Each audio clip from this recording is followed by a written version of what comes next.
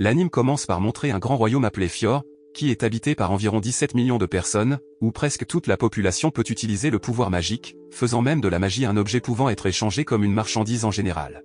Les personnes qui gagnent leur vie en utilisant leur pouvoir magique sont généralement appelés sorciers, et ces sorciers appartiennent à de nombreuses guildes différentes et acceptent des emplois qui leur sont proposés. Il existe de nombreuses guildes dans ce royaume, et il y a une certaine guilde de sorciers dans une certaine ville. Une guilde dont d'innombrables légendes sont nées. Son nom est Fairy Tail. La scène bascule alors et montre un jeune homme nommé Natsu Draniel qui vient d'arriver dans une ville portuaire appelée Argent. Natsu, qui a pris le train pour rejoindre la ville, semblait avoir le mal des transports, il a donc continué à se sentir nauséeux et son corps s'est affaibli. Au cours de son voyage, Natsu est toujours accompagné de Happy, un chat qui peut parler.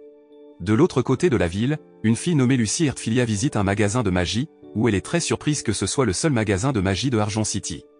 Le propriétaire du magasin a déclaré que la plupart des habitants de Argent City gagnaient leur vie en attrapant du poisson et qu'ils utilisaient très rarement le pouvoir magique dans leur vie quotidienne.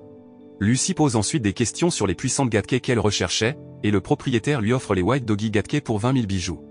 Parce que le prix est assez cher, Lucy essaie également d'utiliser son charme féminin pour séduire le propriétaire du magasin afin de vendre les gadkets à un prix inférieur. Cependant, la propriétaire du magasin ne réduit le prix que d'1 millier de bijoux, elle est donc devenue très irritée. Lucy, qui grommelait en cours de route, s'arrête soudainement quand elle voit des gens se presser quelque part et entend parler d'un grand magicien nommé Salamandé qui se trouvait dans la ville. Lucy semblait connaître Salamandre dont on disait qu'elle avait de la magie du feu qui ne pouvait être achetée dans aucun magasin de magie, et parce qu'elle avait une grande admiration pour les mages qui possédaient la magie du feu qui était réputée très rare, Lucy se précipita dans la foule pour voir Salamandre en personne. Ailleurs, Natsu demande à Happy de vérifier que la salamandre qu'il recherche est Ignel. Happy dit qu'Ignel est le seul dragon de feu qu'il connaît et pense que Salamandre est le dragon de feu qu'il recherche. Peu de temps après, Natsu et Happy voient une foule de gens crier le nom de Salamandé, alors ils se précipitent là-bas.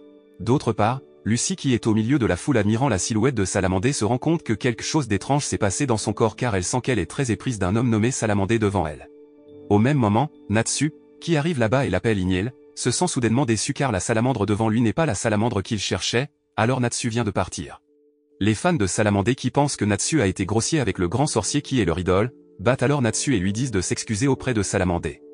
Lucy, qui a finalement découvert que Salamandé avait utilisé les charmes magiques sur tout le monde, y compris elle-même, aide alors Natsu et le remercie car il avait indirectement brisé les charmes magiques qui l'affectaient.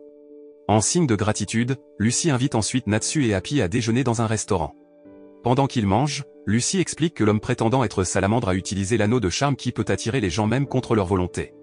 Elle dit ensuite à Natsu et Happy qu'elle est aussi une magicienne, mais qu'elle n'a pas encore rejoint la guilde des sorciers. Natsu dit à Lucy que la raison pour laquelle il est venu à Argent est qu'il a entendu la nouvelle de Salamandé. Cependant, après avoir finalement rencontré Salamandre dans la ville, il a été déçu car la salamandre qu'il a rencontrée n'était pas la salamandre qu'il recherchait, après tout, la vraie salamandre Ignel était le véritable dragon de feu. Lucy est très surprise d'entendre cela parce que les créatures magiques comme les dragons sont des créatures très rares qu'on ne voit presque jamais. Après le déjeuner, Natsu et Happy remercient également Lucy parce qu'elle les a soignés. Par la suite, Lucy qui lit le magazine sorcier, Sorcery Weekly, semble tellement impressionnée par une sorcière nommée Mirajane qui serait membre de la guilde Fairy Tail, alors elle veut rejoindre la guilde Fairy Tail. Lucy est alors surprise par l'apparition de Salamandre qui l'invitait à la fête sur son bateau ce soir. Lucy, qui connaissait déjà les astuces utilisées par Salamandé pour attirer les femmes, rejette immédiatement l'invitation.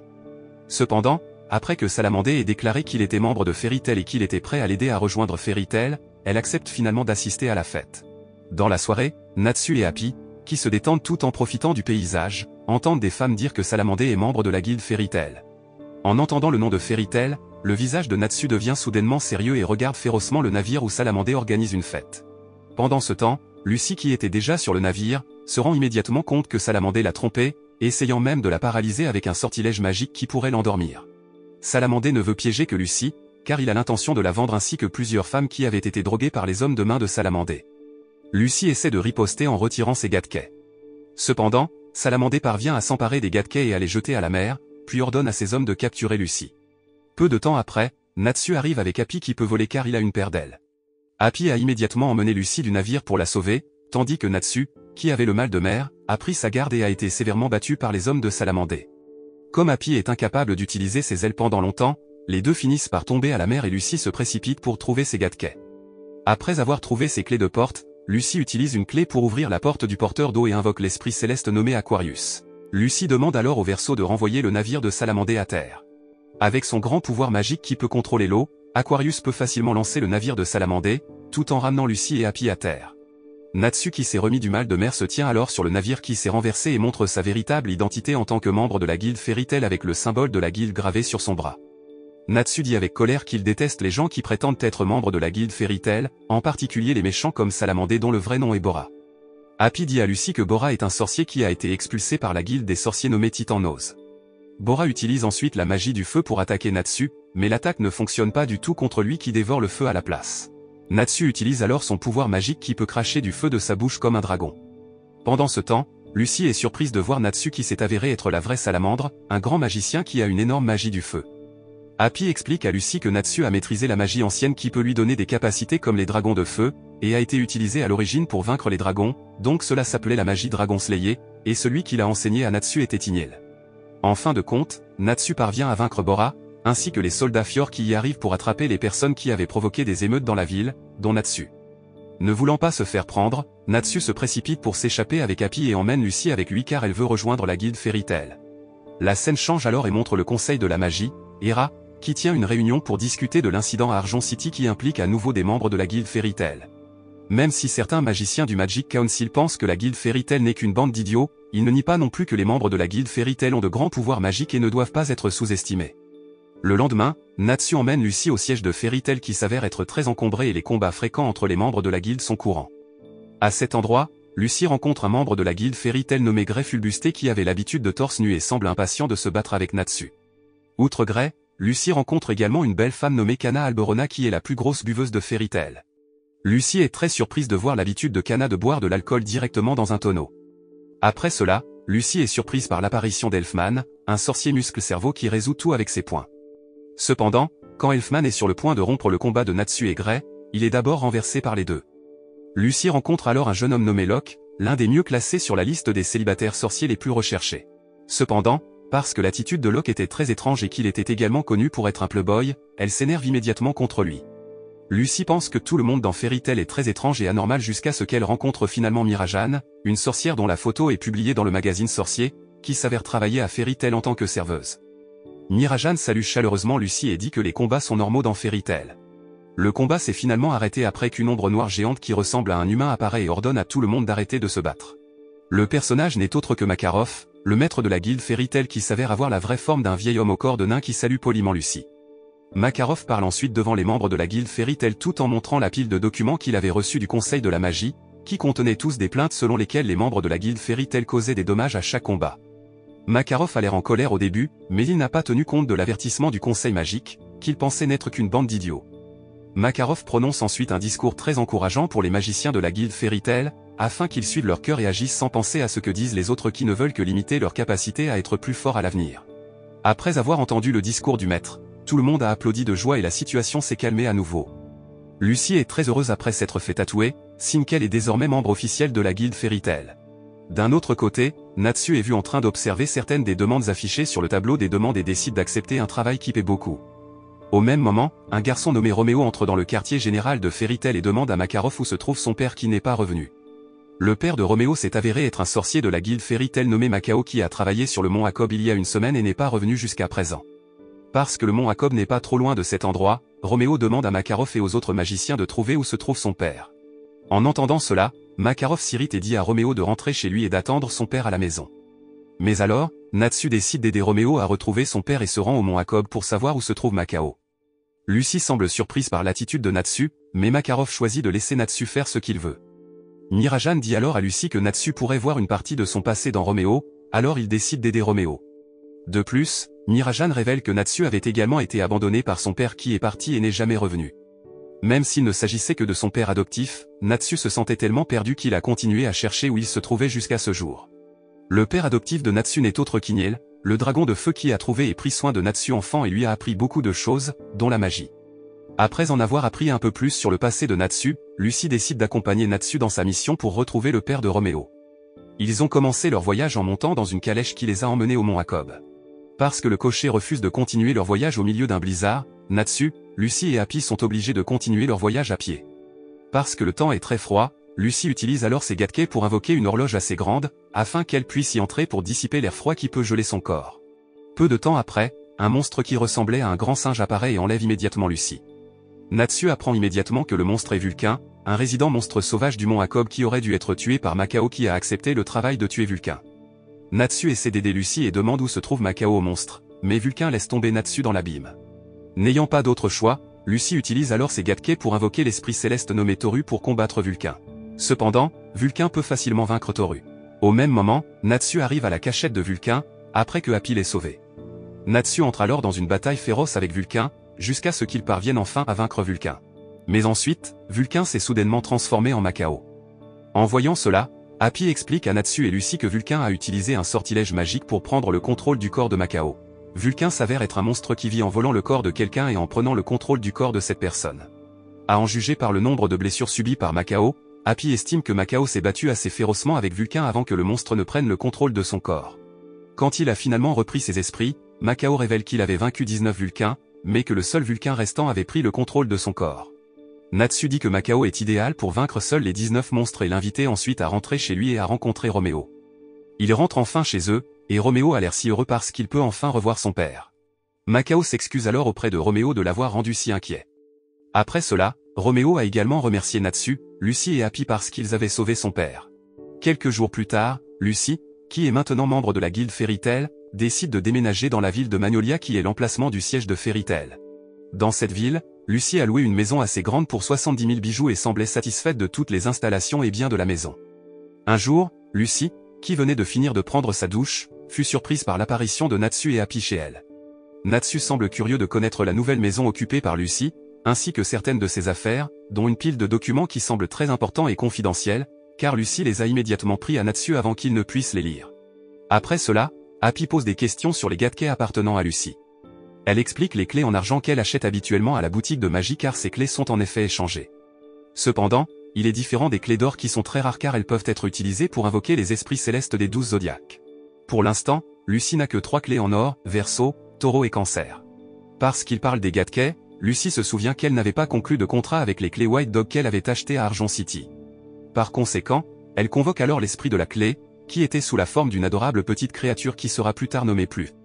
Après cela, Natsu raconte son but en venant chez Lucy, qu'il veut inviter Lucy à rejoindre son équipe. Bien que tous les membres de la guilde Fairy Tail soient leurs camarades, ils forment généralement de petits groupes pour coopérer à la réalisation d'une mission ou à certains travaux. Sans réfléchir, Lucy accepte immédiatement la demande de Natsu de rejoindre son équipe. Natsu dit alors à Lucy qu'il a choisi un travail dans le tableau des demandes, puis le lui montre. Il ferait un travail dans la ville de Shirotsum en échange de 200 000 bijoux. Cependant, après avoir lu les détails du travail, Lucy est surprise car le travail impliquait un homme pervers nommé Duc Everlu qui cherchait une femme de chambre blonde. Natsu en fait depuis le début avait prévu de convaincre Lucy de rejoindre son équipe car elle a les cheveux naturellement blonds, il serait donc plus facile pour Lucy de s'infiltrer dans la résidence du Duc Everlu pour détruire un livre, selon la demande écrite sur la feuille. Pendant ce temps, au siège de la guilde Fairy Tail, Makarov informe les membres de la guilde que le travail effectué par Natsu et Lucy ne semble pas aussi facile qu'on l'imaginait, car la récompense pour le travail a été portée à 2 millions de bijoux. Pendant ce temps, Lucy qui était déjà en route pour la ville de Shirotsum en montant en calèche, demande alors à Natsu la raison pour laquelle il l'a recrutée dans son équipe. Natsu dit ouvertement que Lucy est une bonne personne, même si elle est un peu bizarre. Arrivée dans la ville de Shirotsum, Lucy se précipite au magasin de vêtements pour acheter un uniforme de bonne afin de parfaire son déguisement.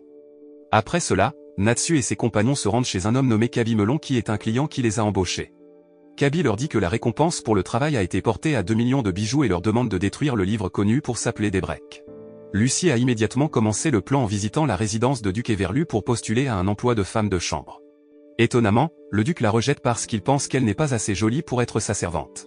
Parce que le plan de Lucy a échoué, ils sont finalement obligés de se faufiler dans la maison du duc pour trouver où se trouve le livre. Mais leurs actions ont été rattrapées par les servantes du duc qui ont immédiatement lancé une attaque contre eux. Cependant, Natsu parvient à vaincre tous les serviteurs, et ils continuent leur recherche jusqu'à ce qu'ils arrivent enfin à une bibliothèque. Peu de temps après, Natsu a finalement trouvé le livre d'Ebrek qu'il cherchait. Cependant, lorsque Natsu s'apprête à le brûler, Lucy l'arrête immédiatement car le livre a été écrit par Kemus Aléon, un magicien qui est également un auteur célèbre. Parce que Lucy est une grande fan des œuvres de Kemus Aléon, elle essaie de persuader Natsu de ne pas le brûler. Mais alors, Duc Everlu émerge du sol et attrape Natsu et ses compagnons qui ont volé son livre. Bien qu'il ait qualifié d'Ebrek de livre laid et sans valeur, le duc a refusé de le donner à Lucy ou à qui que ce soit d'autre, car ce qui lui appartenait resterait le sien.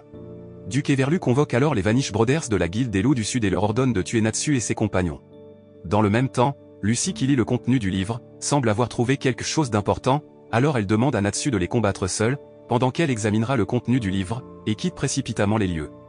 Natsu est immédiatement impliqué dans une bataille acharnée contre les Vanish Brothers, ce qui est assez difficile pour lui, même si au final, il parvient à vaincre les Vanish Brothers assez facilement. D'autre part, Lucy qui lit le livre d'Ebrek en utilisant des lunettes magiques pour pouvoir lire et comprendre le contenu d'un livre en peu de temps, a finalement trouvé le secret caché dans le livre. Cependant, Duc Everlu apparaît derrière elle et attrape le bras de Lucy, la forçant à révéler le secret du livre. Lucy refuse de dire le secret au duc qu'elle pense être un criminel littéraire pour avoir forcé Kemusaléon à écrire un livre qui fait de Duc Everlu le personnage principal. Peu de temps après, Happy arrive et sauve immédiatement Lucy des griffes du duc Everlu, de sorte que maintenant les choses se sont inversées. Lucy et Happy ont été surpris par Duc Everlu qui s'est avéré être un magicien, et lance une attaque contre Lucy tout en la pressant de révéler le secret du livre. Mais elle persiste à défendre le livre et traite le duc de personne cruelle. Lucy découvre même que Duc Everlu a emprisonné Kemusaléon pendant 3 ans et a menacé sa famille simplement parce qu'il était obsédé par l'idée de faire tomber la fierté de Kemusaléon. Lucy a découvert toutes ces choses après avoir lu Debrek avec un sort spécial parce que Kemusaléon a utilisé un certain sort pour empêcher Duc Everlu de connaître les secrets cachés dans le livre. En supposant que Kemusaléon avait découvert la sale affaire qu'il dirigeait et l'avait écrite dans le livre d'Ebrek, Duc Everlu est soudainement devenu si anxieux qu'il essaie d'arracher le livre à Lucy. Mais elle sort une de ses clés d'or pour invoquer l'esprit céleste nommé Cancer. Ne voulant pas que sa fraude soit révélée, le duc Everlu utilise alors son pouvoir magique pour invoquer l'esprit céleste nommé Virgo qui s'avère être l'une de ses servantes. Lucy et Happy ont l'air surpris parce qu'ils ne savaient pas que le duc était un sorcier céleste, comme Lucy. Cependant, ce qui les a le plus surpris, c'est la présence de Natsu qui s'accroche à Virgo. Natsu dit qu'il veut d'abord retrouver Lucy et Happy. Mais parce que Virgo agit bizarrement, il la suit et est miraculeusement venu à cet endroit avec Virgo. Lucy ordonne immédiatement à Natsu d'attaquer Virgo, et une bataille féroce s'ensuit entre eux. Natsu utilise ensuite la technique d'éclatement de feu du dragon pour vaincre Virgo. Mais l'attaque a plutôt créé une explosion si puissante qu'elle a renversé la résidence du duc Everlu en un instant. Heureusement, Natsu, Lucy et Happy parviennent à sortir de l'endroit avant d'être touchés par les décombres. Après cela, Natsu et ses compagnons rencontrent leur client, où Lucy remet ensuite le livre à Kabi et demande à Kabi de détruire le livre lui-même. Étonnamment, Kabi s'avère être le fils de Kemusaléon, il ne peut donc pas détruire Debrek qui était la dernière œuvre de son père avant sa mort il y a quelques années. La scène passe ensuite au passé et montre Kemusaléon qui rentre finalement chez lui après avoir été emprisonné pendant 3 ans et forcé d'écrire un livre sur une mauvaise personne comme Duc Everlu, ce qui ternit considérablement la réputation et l'estime de soi de Kemusaléon en tant qu'écrivain célèbre. N'écrit que sur les grands héros et sorciers. Kabi a raconté que son père avait décidé de mettre fin à sa carrière d'écrivain après s'être coupé la main jusqu'à sa mort définitive. Même s'il connaît la souffrance de son père alors qu'il est retenu captif par le duc, Kabi est tellement en colère que son père préfère terminer le livre et recevoir des paiements du duc, alors Kabi déteste son père. Cependant, au fil du temps, la haine dans le cœur de Kabi s'est transformée en le plus grand regret de sa vie. Par conséquent, Kabi a également l'intention de faire amende honorable et de sauver la fierté de son père en détruisant le livre. En entendant cela, Natsu essaie d'empêcher Kabi de détruire le livre de son père, mais Lucy l'arrête et laisse Kabi décider lui-même de détruire le livre ou de le garder. Kabi a toujours l'intention de détruire le livre. Mais ensuite, quelque chose d'étrange s'est produit lorsque le livre s'est soudainement illuminé. Lucy révèle que Kemusaléon, dont le vrai nom est Zekua Melon, a utilisé un sort spécial lors de l'écriture de Debrek, donc le livre a magiquement changé son titre en Cher Kabi, et tout le contenu a changé et a parlé de son fils bien-aimé, Kabi. Lucy a également dit à Kabi que la raison pour laquelle Kemu a décidé d'arrêter d'écrire était qu'il avait écrit Dire Kabi qui est son meilleur travail. Sachant cela, Kabi décide de garder le livre et fait du livre sa chose la plus précieuse. Parce qu'ils n'ont pas réussi à terminer la mission, Natsu a choisi de partir et n'a pas pris la récompense promise par Kabi. Natsu sait depuis le début que Kabi n'est pas un homme riche et prétend seulement être riche, alors les magiciens sont prêts à l'aider. Natsu a pu le savoir car il avait un odorat très aiguisé, il pouvait donc distinguer l'odeur de Kabi et de sa femme qui était très différente de l'odeur de la luxueuse maison. Pour faire court, Natsu et ses compagnons décident alors de prendre un raccourci pour retourner à la ville de Magnolia sans avoir à monter en calèche. Sur le chemin, ils ont accidentellement rencontré Gray qui a également pris le raccourci après avoir terminé son travail dans une autre ville. Gray dit à Lucy que le raccourci est le chemin le plus rapide vers la ville de Magnolia. Alors qu'ils se reposent, soudain une explosion se produit et les emprisonne dans la dune. Par la suite, Natsu réalise immédiatement que Happy a disparu. Happy avait été capturé et était sur le point d'être mangé pour le déjeuner par un groupe de magiciens qui les avait attaqués. Natsu, qui a un odorat très aiguisé, peut facilement trouver l'endroit où se trouve Happy, et il se bat immédiatement avec le groupe de magiciens. Natsu et Gray peuvent facilement vaincre les magiciens et les attacher à un grand arbre. Lucy entend l'un d'eux parler de Lulabi. Mais avant qu'elle ne puisse en savoir plus sur ce qu'était Lulabi, quelqu'un attaque soudainement le groupe de magiciens et les enterre vivants dans le sol. Au même moment, une jeune femme aux cheveux roux et portant une armure, qui portait une corne de monstre géante, est sur le point de se diriger vers le siège de la guilde Fairy Tail dans la ville de Magnolia. Le lendemain, Lucy regarde le tableau des demandes au siège de Fairy Tail et est sur le point d'accepter un travail qui pourrait rapporter de l'argent, car elle devait bientôt payer le loyer. Mirajan dit alors à Lucy que Makarov assiste à une réunion des maîtres de guilde, afin que Lucy puisse lui dire si elle voulait prendre un emploi, et plus tard elle gérerait le document qui est généralement fait par le maître de la guilde. D'autre part, Natsu et Gray semblent se battre comme d'habitude. Même s'ils se battent souvent et finissent même par se battre, Natsu et Gray sont très proches, alors les autres membres de la guilde Fairy Tail choisissent de les laisser se battre, plutôt que d'épuiser leur énergie pour les séparer. Au même moment, Locke, qui venait d'arriver au siège de Fairy Tail, prévient alors tout le monde qu'Erza Scarlet était de retour. En entendant le nom d'Erza mentionné, tout le monde se tue immédiatement, ainsi que Natsu et Gray qui cessèrent alors de se battre. Lucy devient également curieuse de la figure d'Erza qui serait la mage féminine la plus forte de la guilde Fairy Tail. Lucy pense qu'Erza est une femme avec une silhouette robuste et un visage effrayant parce qu'elle est tellement redoutée par les membres de la guilde Fairy Tail, même Natsu et Gray ne font pas exception. Cependant, lorsqu'Erza arrive enfin au siège de Fairy Tail, Lucy est surprise de découvrir qu'Erza est une très belle jeune femme aux cheveux roux et a une apparence physique attrayante. Erza s'avère être une jeune femme portant les cornes d'un monstre géant, ce qui, selon elle, était un souvenir car elle avait réussi à vaincre le monstre seule. Après cela, Erza commence à gronder certains membres de la guilde Fairy Tail qui ont souvent de mauvaises habitudes, comme jeter des mégots de cigarettes négligemment, boire de la bière directement du tonneau, etc. Erza demande alors où sont Natsu et Gray. Même si Natsu et Gray se battent toujours, même devant le maître, ils ont tous les deux peur d'être réprimandés par Erza, alors ils font semblant de s'entendre et deviennent de bons amis devant elle. Natsu a un jour défié Erza lorsqu'il a rejoint la guilde Fairy Tail pour la première fois. Mais elle peut facilement le vaincre, alors il devient réticent envers la sorcière. Erza demande alors à Natsu et Gray de rejoindre son équipe et de l'aider à terminer la mission. Bien qu'ils ne connaissent pas en détail la mission qu'ils vont accomplir, Natsu et Gray acceptent immédiatement d'aider Erza. En voyant Erza, Natsu et Gray qui sont dans la même équipe pour mener à bien une mission, Mirajan pense également que les trois sont l'équipe la plus forte appartenant à Fairy Tail. Pour faire court, ils ont commencé leur voyage en train. Mirajan a demandé à Lucy d'accompagner l'équipe Erza dans la mission, où elle serait chargée de superviser Natsu et Gray se battraient toujours si Erza ne les surveillait pas. Parce que Natsu se sent toujours nauséeux et étourdi lorsqu'il conduit un véhicule, Erza lui dit alors de s'asseoir à côté d'elle et le rend inconscient. Erza dit alors à Gray et Lucy que leur mission est d'empêcher les membres de la guilde Noire et Zanwalt qui ont l'intention de semer le chaos en utilisant un objet magique appelé l'Ulabi. Pendant ce temps ailleurs, les membres de la guilde Noire et Zanwalt, dirigés par un homme nommé Erigor, ont l'intention de voler l'Ulabi et de mener à bien leur plan. Erigor dit à ses hommes que c'est maintenant le moment idéal pour mettre leur plan en action, car les maîtres de guilde se rassemblent et se réunissent. Revenez à Erza et à ses camarades, où Gray et Lucy disent ensuite à Erza qu'ils ont rencontré un groupe de mages qui ont mentionné l'Ulabi. Cependant, avant qu'ils ne se renseignent davantage sur la berceuse à laquelle ils faisaient référence, quelqu'un a délibérément attaqué le groupe de mages et les a enterrés vivants. Erza explique également qu'Ezanwalt est une guilde noire très cruelle, car ils n'acceptent que les emplois liés au meurtre, même si le Conseil de la magie a interdit les missions liées à la mort d'autres personnes ou au mal d'autrui. Par conséquent, Ezanwalt a été officiellement expulsé de la Ligue des Sorciers. Même ainsi, Ezanwalt a toujours accepté illégalement des emplois liés au meurtre pour gagner beaucoup d'argent, car de nombreuses personnes sont prêtes à dépenser beaucoup d'argent pour tuer quelqu'un. De plus, Erza met en garde Gray et Lucy contre Erigor, le chef de la guilde noire Ezanwalt, qui est connu pour être très cruel et n'hésitera pas à tuer quiconque se mettra en travers de son chemin. Peu de temps après, Erza et ses compagnons sont finalement arrivés à destination, mais ils ont seulement réalisé que Natsu était toujours dans le train lorsqu'ils étaient sur le point de quitter la gare. Pendant ce temps, dans le train, Natsu, qui dort encore, est surpris par l'apparition d'un des membres d'Ezanwalt, un homme nommé Kageyama, qui intimide Natsu parce qu'il est de la guilde officielle. Natsu se réveille immédiatement de son sommeil et se prépare à affronter Kageyama. Au même moment, Erza tire sur le levier de frein d'urgence pour arrêter le train venant en sens inverse. Parce que le train s'est arrêté soudainement, Kageyama a accidentellement laissé tomber une flûte en forme de crâne avec 3 yeux, et Natsu a eu la chance de le voir avant qu'il ne se lance dans un combat acharné, tandis qu'Erza se précipite après Natsu en conduisant une voiture propulsée par son pouvoir magique. En fin de compte, Kageyama a choisi de s'enfuir, juste avant qu'Erza n'arrive sur les lieux. Lorsqu'il retrouve enfin ses amis, Natsu leur dit qu'il s'est battu avec l'un des membres de la guilde noire Ezanwalt qui avait kidnappé Happy. Natsu parle également de la flûte crânienne à 3 yeux lâchée par Kageyama au milieu de leur combat. En entendant cela, Erza s'énerve contre Natsu et le gifle pour avoir laissé Kageyama s'échapper parce qu'il est membre de la guilde Ezanwalt qui était la cible de leur mission cette fois. Cependant, Natsu se défend en disant qu'il n'était pas du tout au courant de leur mission car Erza l'a assommé pendant le voyage. Après avoir entendu l'explication de Natsu, Lucy s'est souvenue de l'explication de l'Ulabi qu'elle avait lue dans un livre de magie il y a quelque temps. Elle explique ensuite que l'Ulabi est un outil de meurtre par la malédiction, ce qui signifie qu'il maudit la cible et la fait mourir.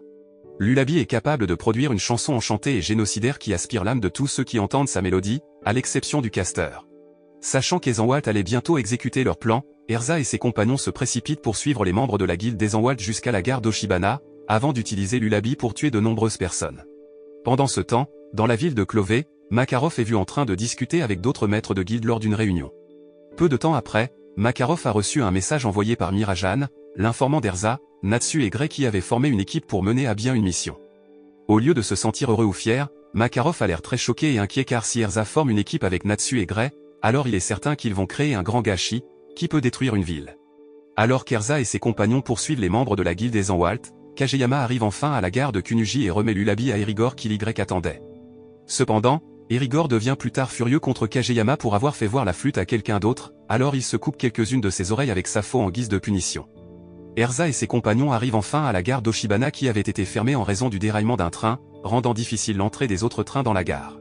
Cependant, Erza ne le croit pas nécessairement, car elle savait déjà que les membres de la guilde Ezenwald avaient pris le contrôle de la gare d'Oshibana pour mener à bien leur plan. Erza et Gray se sont précipités dans la gare, tandis que Lucy devait porter Natsu qui était encore faible à cause de la maladie alors qu'il roulait dans la voiture conduite par Erza.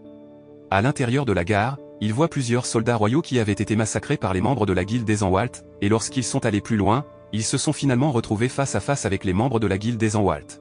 Erza demande ce qu'Erigor envisage de faire, Erigor répondant qu'il envisage d'utiliser le système de diffusion de la station, pour jouer la mélodie de la berceuse dans toute la ville.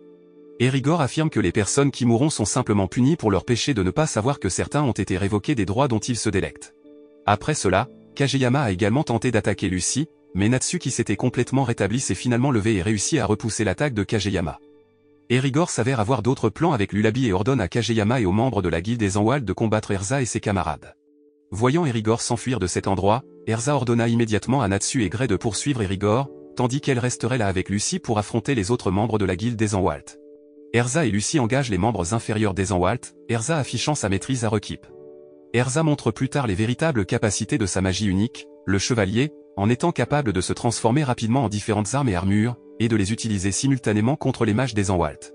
Lucy l'aide en convoquant le crabe géant, Cancer, au combat, dans l'espoir de laisser une bonne impression sur Erza. Ils parviennent à éliminer presque tous les membres restants en un instant.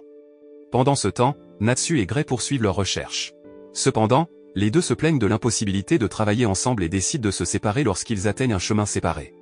Gray cherche la salle de diffusion, mais n'y trouve personne. Alors qu'il regarde autour de lui, cependant, l'un des mages d'Ezenwald, Ryul, l'attaque mais Gray parvient à échapper à l'attaque. De retour à la gare, Erza sort sur le balcon pour affronter la foule croissante alors elle leur crie de partir, révélant les véritables motivations d'Ezenwald. En apprenant la nouvelle, la foule se disperse immédiatement. Peu de temps après, un vent très fort commence à souffler tout autour de la station. Pendant le combat, Ryul détruit l'équipement de diffusion, à la grande confusion de Gray. Ryul révèle alors qu'ils n'ont jamais eu l'intention de jouer la berceuse à la gare en premier lieu, car ils l'ont simplement utilisée comme un piège pour eux. Il ajoute que le mur du vent d'Erigor a probablement déjà été mis en place, les empêchant de quitter la station. Ryul continue d'attaquer Gray tout en jubilant qu'ils tueront les maîtres de guilde qui se trouvent à Clové Town où se dirige Erigor. Cependant, cela ne fait que mettre en colère Gray qui attrape rapidement le visage de Ryul et le fige, jurant qu'ils les arrêteront et leur feront regretter d'avoir essayé de jouer avec les maîtres de guilde.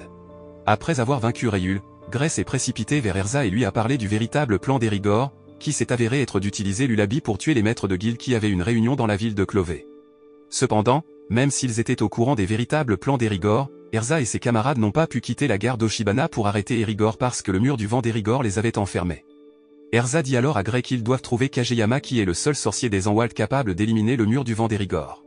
Pendant ce temps, Natsu continue de se déchaîner autour de la station et cherche Erigor jusqu'à ce qu'il soit pris en embuscade par Kageyama et sa magie de l'ombre. Les deux ont un bref combat, Natsu maîtrisant Kageyama et le battant. Le bruit de leur combat attire les autres vers leur emplacement. En voyant Kageyama, Erza pointe son épée sur lui et lui demande de dissiper le parvent. Alors que Kageyama est sur le point de se rendre, il se fait poignarder par derrière par son collègue membre de la guilde, Karaka. Irrité par son manque de respect pour ses camarades, Natsu élimine rapidement Karaka, tandis que Gray et Erza tentent de guérir Kageyama. Ils parviennent à panser ses blessures mais l'attaque laisse Kageyama inconscient. Erza et ses camarades retournent dans le hall de la station où Natsu tente de traverser le mur du vent mais échoue. Natsu se souvient alors de ce qui s'est passé au manoir des Verlus lorsqu'il a pu se téléporter vers un autre endroit en passant par le monde des esprits célestes. Lucy lui dit que c'est impossible car il n'y a pas d'esprit céleste à l'extérieur du parvent pour que ce plan se réalise. Happy se souvient alors soudainement de ce qu'il voulait dire à Lucy plus tôt, lui révélant la clé de la porte de la Vierge. Au début, Lucy pense que Happy l'a volée, mais il lui dit que Virgo elle-même voulait que Lucy l'ait depuis que Duke Everlu a été arrêté après l'incident de Daybreak. Lorsque Lucy dépose l'offre, Happy lui dit qu'il pensait que Virgo's Dive Magic pourrait les aider à sortir de la barrière car elle pourrait creuser un trou sous terre pour qu'ils s'échappent. Lucy accepte rapidement la clé et convoque Virgo, qui s'est maintenant transformé en une forme plus petite et plus féminine. Lucy dit à Virgo d'oublier le contrat pour le moment et d'utiliser sa magie pour créer une voie d'évacuation pour eux. Virgo oblige rapidement, créant un chemin pour les mages de Fairy Tail. Natsu amène également Kageyama blessé, déclarant qu'il ne se sentirait pas bien s'il mourait après l'avoir combattu. Peu de temps après, l'équipe sort du parvent mais se trouve encore à des kilomètres d'Erigor. Erza se rend alors vite compte que Natsu et Happy ne sont plus avec eux. Parallèlement, Erigor utilise sa magie du vent pour survoler un canyon, menant à Clové où se trouvent les maîtres de guilde. Juste au moment où il voit la ville à l'horizon, Natsu, volant avec l'aide de Happy, le frappe d'un coup de pied et le fait tomber sur le pont de chemin de fer en contrebas. Erigor récupère et les deux mages se préparent pour une bataille. Dans le même temps, Erza et ses camarades utilisent à nouveau le Magic Four-Wheeler pour traverser le pont et emmener Kageyama. Lorsque Kageyama a demandé pourquoi il l'avait sauvé, Gray lui a dit que la vie et la mort ne sont pas toujours les résultats habituels et que Kageyama ainsi que les autres membres des Zanwald devraient vivre leur vie de manière plus positive. Le véhicule s'écarte alors presque de la route en raison de la faible endurance d'Erza, épuisée par les événements précédents. Elle prie pour que Natsu réussisse à arrêter Erigor. Pendant ce temps, Natsu et Erigor commencent leur combat. Erigor fait tomber Natsu du pont avec sa magie du vent, mais Natsu parvient à changer les propriétés de ses flammes afin qu'elle puisse l'aider à se remettre sur le pont. Natsu fonce alors sur Erigor et lui donne un coup de pied avant qu'Erigor ne prenne le combat dans les airs et tente de frapper Natsu avec plusieurs attaques. Cependant, lorsque Natsu parvient à bloquer et à maîtriser la plupart des attaques de suivi d'Erigor, Erigor active sa magie du vent, rendant toutes les attaques de flammes de Natsu inutiles, et Natsu est facilement renversé par Erigor. Alors que Natsu s'enveloppe de flammes et est frustré de ne pas pouvoir s'approcher d'Erigor, Happy se moque alors délibérément de Natsu, lui disant qu'il ne peut pas gagner contre Erigor et qu'il devrait le laisser à Gray. Ce commentaire met Natsu encore plus en colère alors il augmente ses flammes, annulant la magie du vent d'Erigor. Étant vulnérable maintenant, Natsu frappe Erigor avec sa magie de dragon de feu et bat avec succès le chef des Zanwald. Le reste de l'équipe arrive bientôt pour voir les conséquences de la bataille. Kageyama est choqué que leur chef ait été vaincu. Natsu et Gray se disputent un peu sur la victoire tandis qu'Erza félicite Natsu d'avoir sauvé les Guildmasters. Alors que tout semble aller bien, Kageyama vole soudainement le Magic Four-Wheeler, ainsi que la flûte Lullaby et se précipite vers Clové. Néanmoins, Fairy Tail Mage se déplaça rapidement pour le suivre. La nuit tombe bientôt et au moment où Kageyama atteint Clové, il constate que leur rencontre se poursuit et continue à jouer de la flûte. Avant qu'il ne puisse faire une telle chose, cependant, Makarov l'interrompt alors qu'il quitte la réunion. Réalisant que Makarov est la guilde des maîtres de Fairy Tail, Kageyama demande à Makarov s'il aimerait l'entendre jouer une chanson sur sa flûte. Makarov est initialement méfiant mais accepte de le faire. Kageyama sourit, pensant qu'il gagne, mais après s'être souvenu des paroles de l'équipe Natsu tout au long de l'épreuve, il se retrouve de plus en plus hésitant. L'équipe Natsu arrive bientôt et est sur le point d'intervenir pour être arrêtée par Maître Bob ainsi que par les autres maîtres de guilde qui insistent pour juste regarder. Kageyama essaie de se forcer à jouer, pensant que tout changera une fois que les maîtres de guilde seront partis. Cependant, Makarov rétorque que rien ne changera et qu'ils seront toujours faibles. De plus, Makarov souligne l'importance des guildes, des lieux pour se faire des amis qui s'entraident dans les moments difficiles. En fin de compte, Makarov dit à Kageyama que l'on peut acquérir une véritable force pour vivre fort, en s'efforçant et en se poussant chaque jour. Ces mots touchent Kageyama alors il tombe à genoux, admettant sa défaite. Le reste de l'équipe sort et félicite Makarov, et tout semble à nouveau bien se passer. Cependant, la flûte prend soudain vie d'elle-même et se transforme en sa véritable forme démoniaque. La berceuse procède à l'attaque et tente d'attirer les âmes de chacun. Cependant, Natsu, Gray et Erza vainquent facilement le démon en combinant leurs pouvoirs, à la grande surprise des maîtres de guilde. Malheureusement, ils finissent accidentellement par faire tomber le monstre Lullaby sur le site de la réunion et le détruire dans le processus. Ceci, bien sûr, met en colère les autres maîtres de guilde, alors les membres de Makarov et de Fairy Tail s'enfuient. Quelques jours plus tard, deux mages de la guilde Fairy Tail semblent chercher où se trouve l'équipe Natsu et Makarov après avoir quitté la ville de Clové. Mais les deux mages n'ont pas pu trouver où ils se trouvaient, alors ils ont décidé de retourner à Magnolia et de le signaler à Mirajan. Pendant ce temps, après s'être échappé des autres maîtres de guilde, Happy décide de ramener tout le monde à la maison. Cependant, au lieu d'atteindre Magnolia, il les conduit dans la vallée du Web, remplie de nombreux canyons et tremblements de terre, de sorte que le groupe se perd. Peu de temps après, tout le monde commence à avoir faim, mais Happy remarque une meute de poissons ailés, censés être un mets légendaire. Chacun décide alors d'en pêcher quelques-uns, ce qui s'avère extrêmement difficile, car il n'arrive qu'à en attraper un qu'il décide de laisser à Happy. Happy commence immédiatement à le manger pendant que tout le monde regarde avec avidité. Alors qu'il continue plus profondément dans la vallée, il tombe sur un village mais le trouve désert. Malgré la présence de nourriture fraîche, Erza dit à tout le monde de ne pas y toucher, disant qu'il devrait d'abord enquêter car le village est suspect.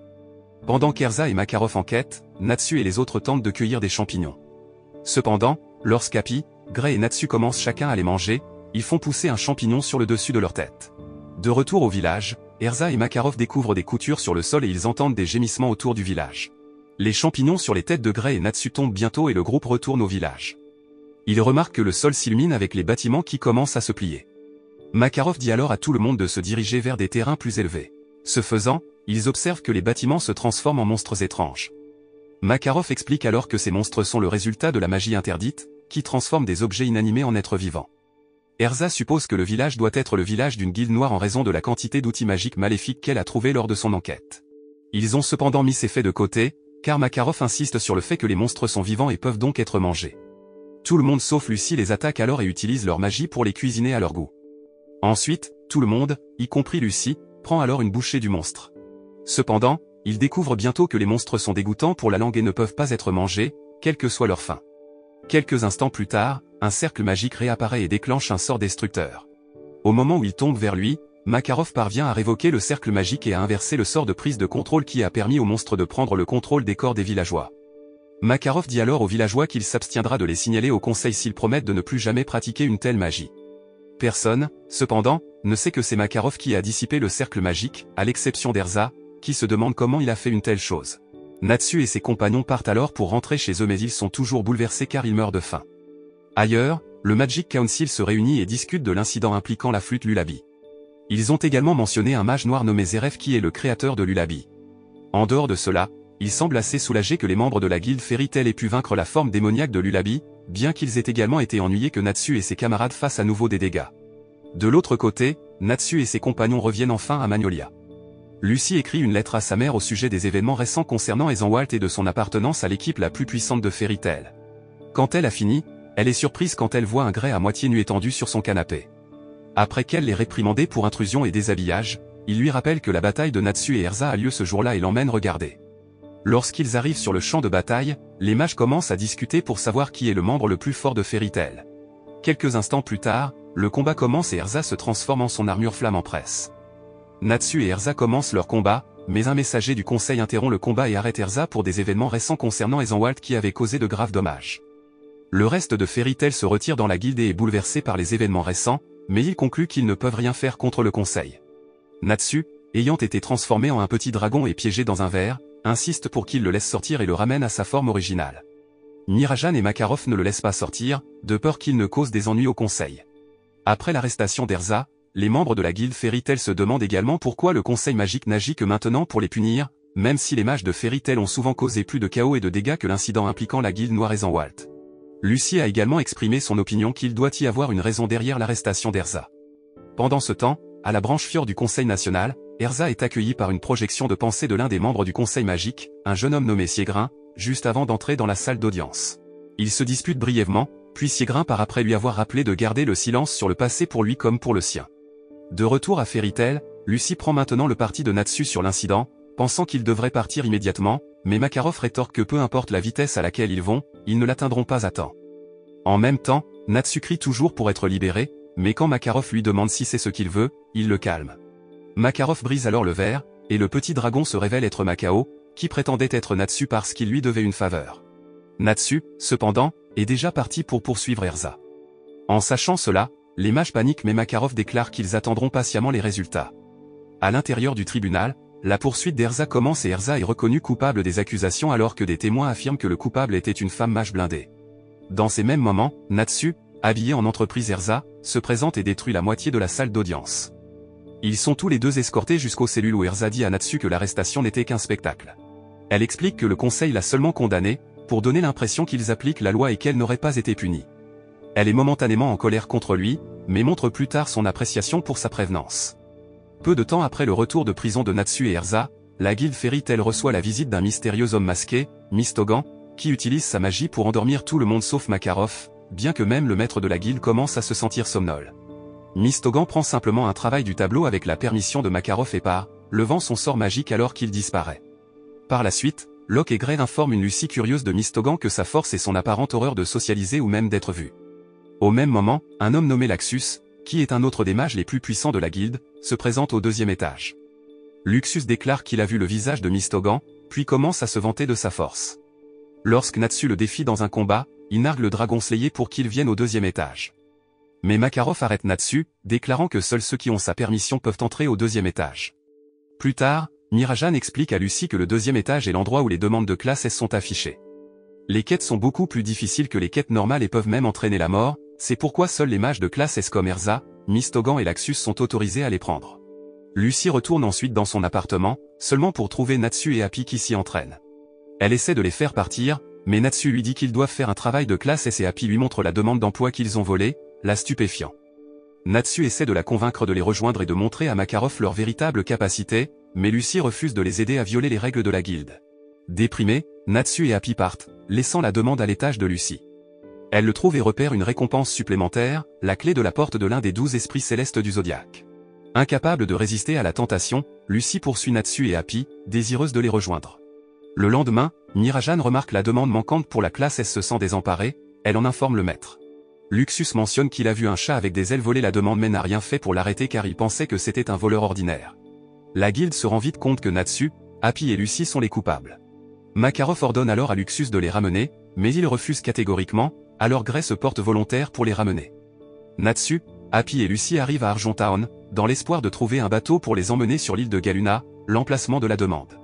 Mais aucun marin n'accepte de les y emmener, car craignant sa malédiction. Alors qu'ils réfléchissent à leur prochain mouvement, Gray se présente derrière eux pour les ramener à la guilde, les menaçant en mentionnant la rage d'Erza s'ils refusent. Natsu veut toujours continuer la mission et se bat presque avec Gray. Alors qu'ils se préparent pour leur combat, ils sont repérés par le dernier marin interrogé par Lucy et Natsu. Il appelle les mages et leur dit qu'il est prêt à les emmener sur l'île de Galuna. En entendant cela, Natsu assomme Gray, qui est distrait par le renversement soudain de l'homme. Tout au long du voyage, Gray, maintenant conscient mais retenu par des cordes, demande aux marins pourquoi il les a laissés monter. Il se présente comme Bobo et révèle qu'il était autrefois un habitant de l'île maudite. Bobo leur montre alors son bras démoniaque et remet en question leur détermination. Lorsque Natsu et son équipe repèrent l'île, Bobo disparaît soudainement et, sans ses conseils, ils sont emportés par les vagues. Au matin, ils se retrouvent échoués sur les rives de Galuna sans aucun moyen de partir. Ils décident de poursuivre leur quête, cette fois avec Gray prêt à aider. À la tombée de la nuit, ils arrivent au village et sont accueillis par le chef et les villageois, qui leur exposent leurs problèmes en révélant leur difformité physique proche de celle de Bobo. Le chef, Moka, explique que la malédiction a commencé lorsque la lune est devenue violette il y a quelques années et que son pouvoir magique les a transformés en démons. À ce moment, la lune apparaît et sa lumière transforme les villageois en démons. Moka ajoute ensuite qu'ils retrouvent leurs formes humaines avec l'arrivée du matin, mais que quelques malheureux restent en tant que démons. Les villageois sont obligés de les tuer pour les empêcher de faire du mal aux autres, son fils, Bobo, étant l'une de ses victimes, un fait qui choque l'équipe. Les villageois les supplient alors de dissiper la malédiction, mais Moka déclare que la seule façon de le faire est de détruire la lune elle-même. Perplexe sans solution sur la façon d'exécuter la demande, Natsu et son équipe se rendent pour la nuit et partent explorer l'île le lendemain matin. Soudain, ils sont confrontés à un gigantesque rongeur, mais Gray le bête facilement. Peu de temps après, ils tombent sur un temple et décident d'enquêter. Une fois à l'intérieur, Natsu détruit accidentellement le sol et il tombe dans une grotte cachée sous le temple. Une exploration plus poussée les conduit à un énorme démon gelé. Gray, visiblement ébranlé, le reconnaît instantanément comme le démon du désastre, Deliora. Mais avant qu'il ne puisse expliquer davantage, ils entendent quelqu'un s'approcher et se cacher. 3 personnes entrent dans leur champ de vision, discutant des intrus sur l'île. Natsu se rend compte qu'ils ne sont pas des habitants de l'île. Les étrangers déclarent alors qu'ils vont purger tous les intrus, et mentionnent un mystérieux rituel appelé Moondrip et le nom de leur chef, Retei.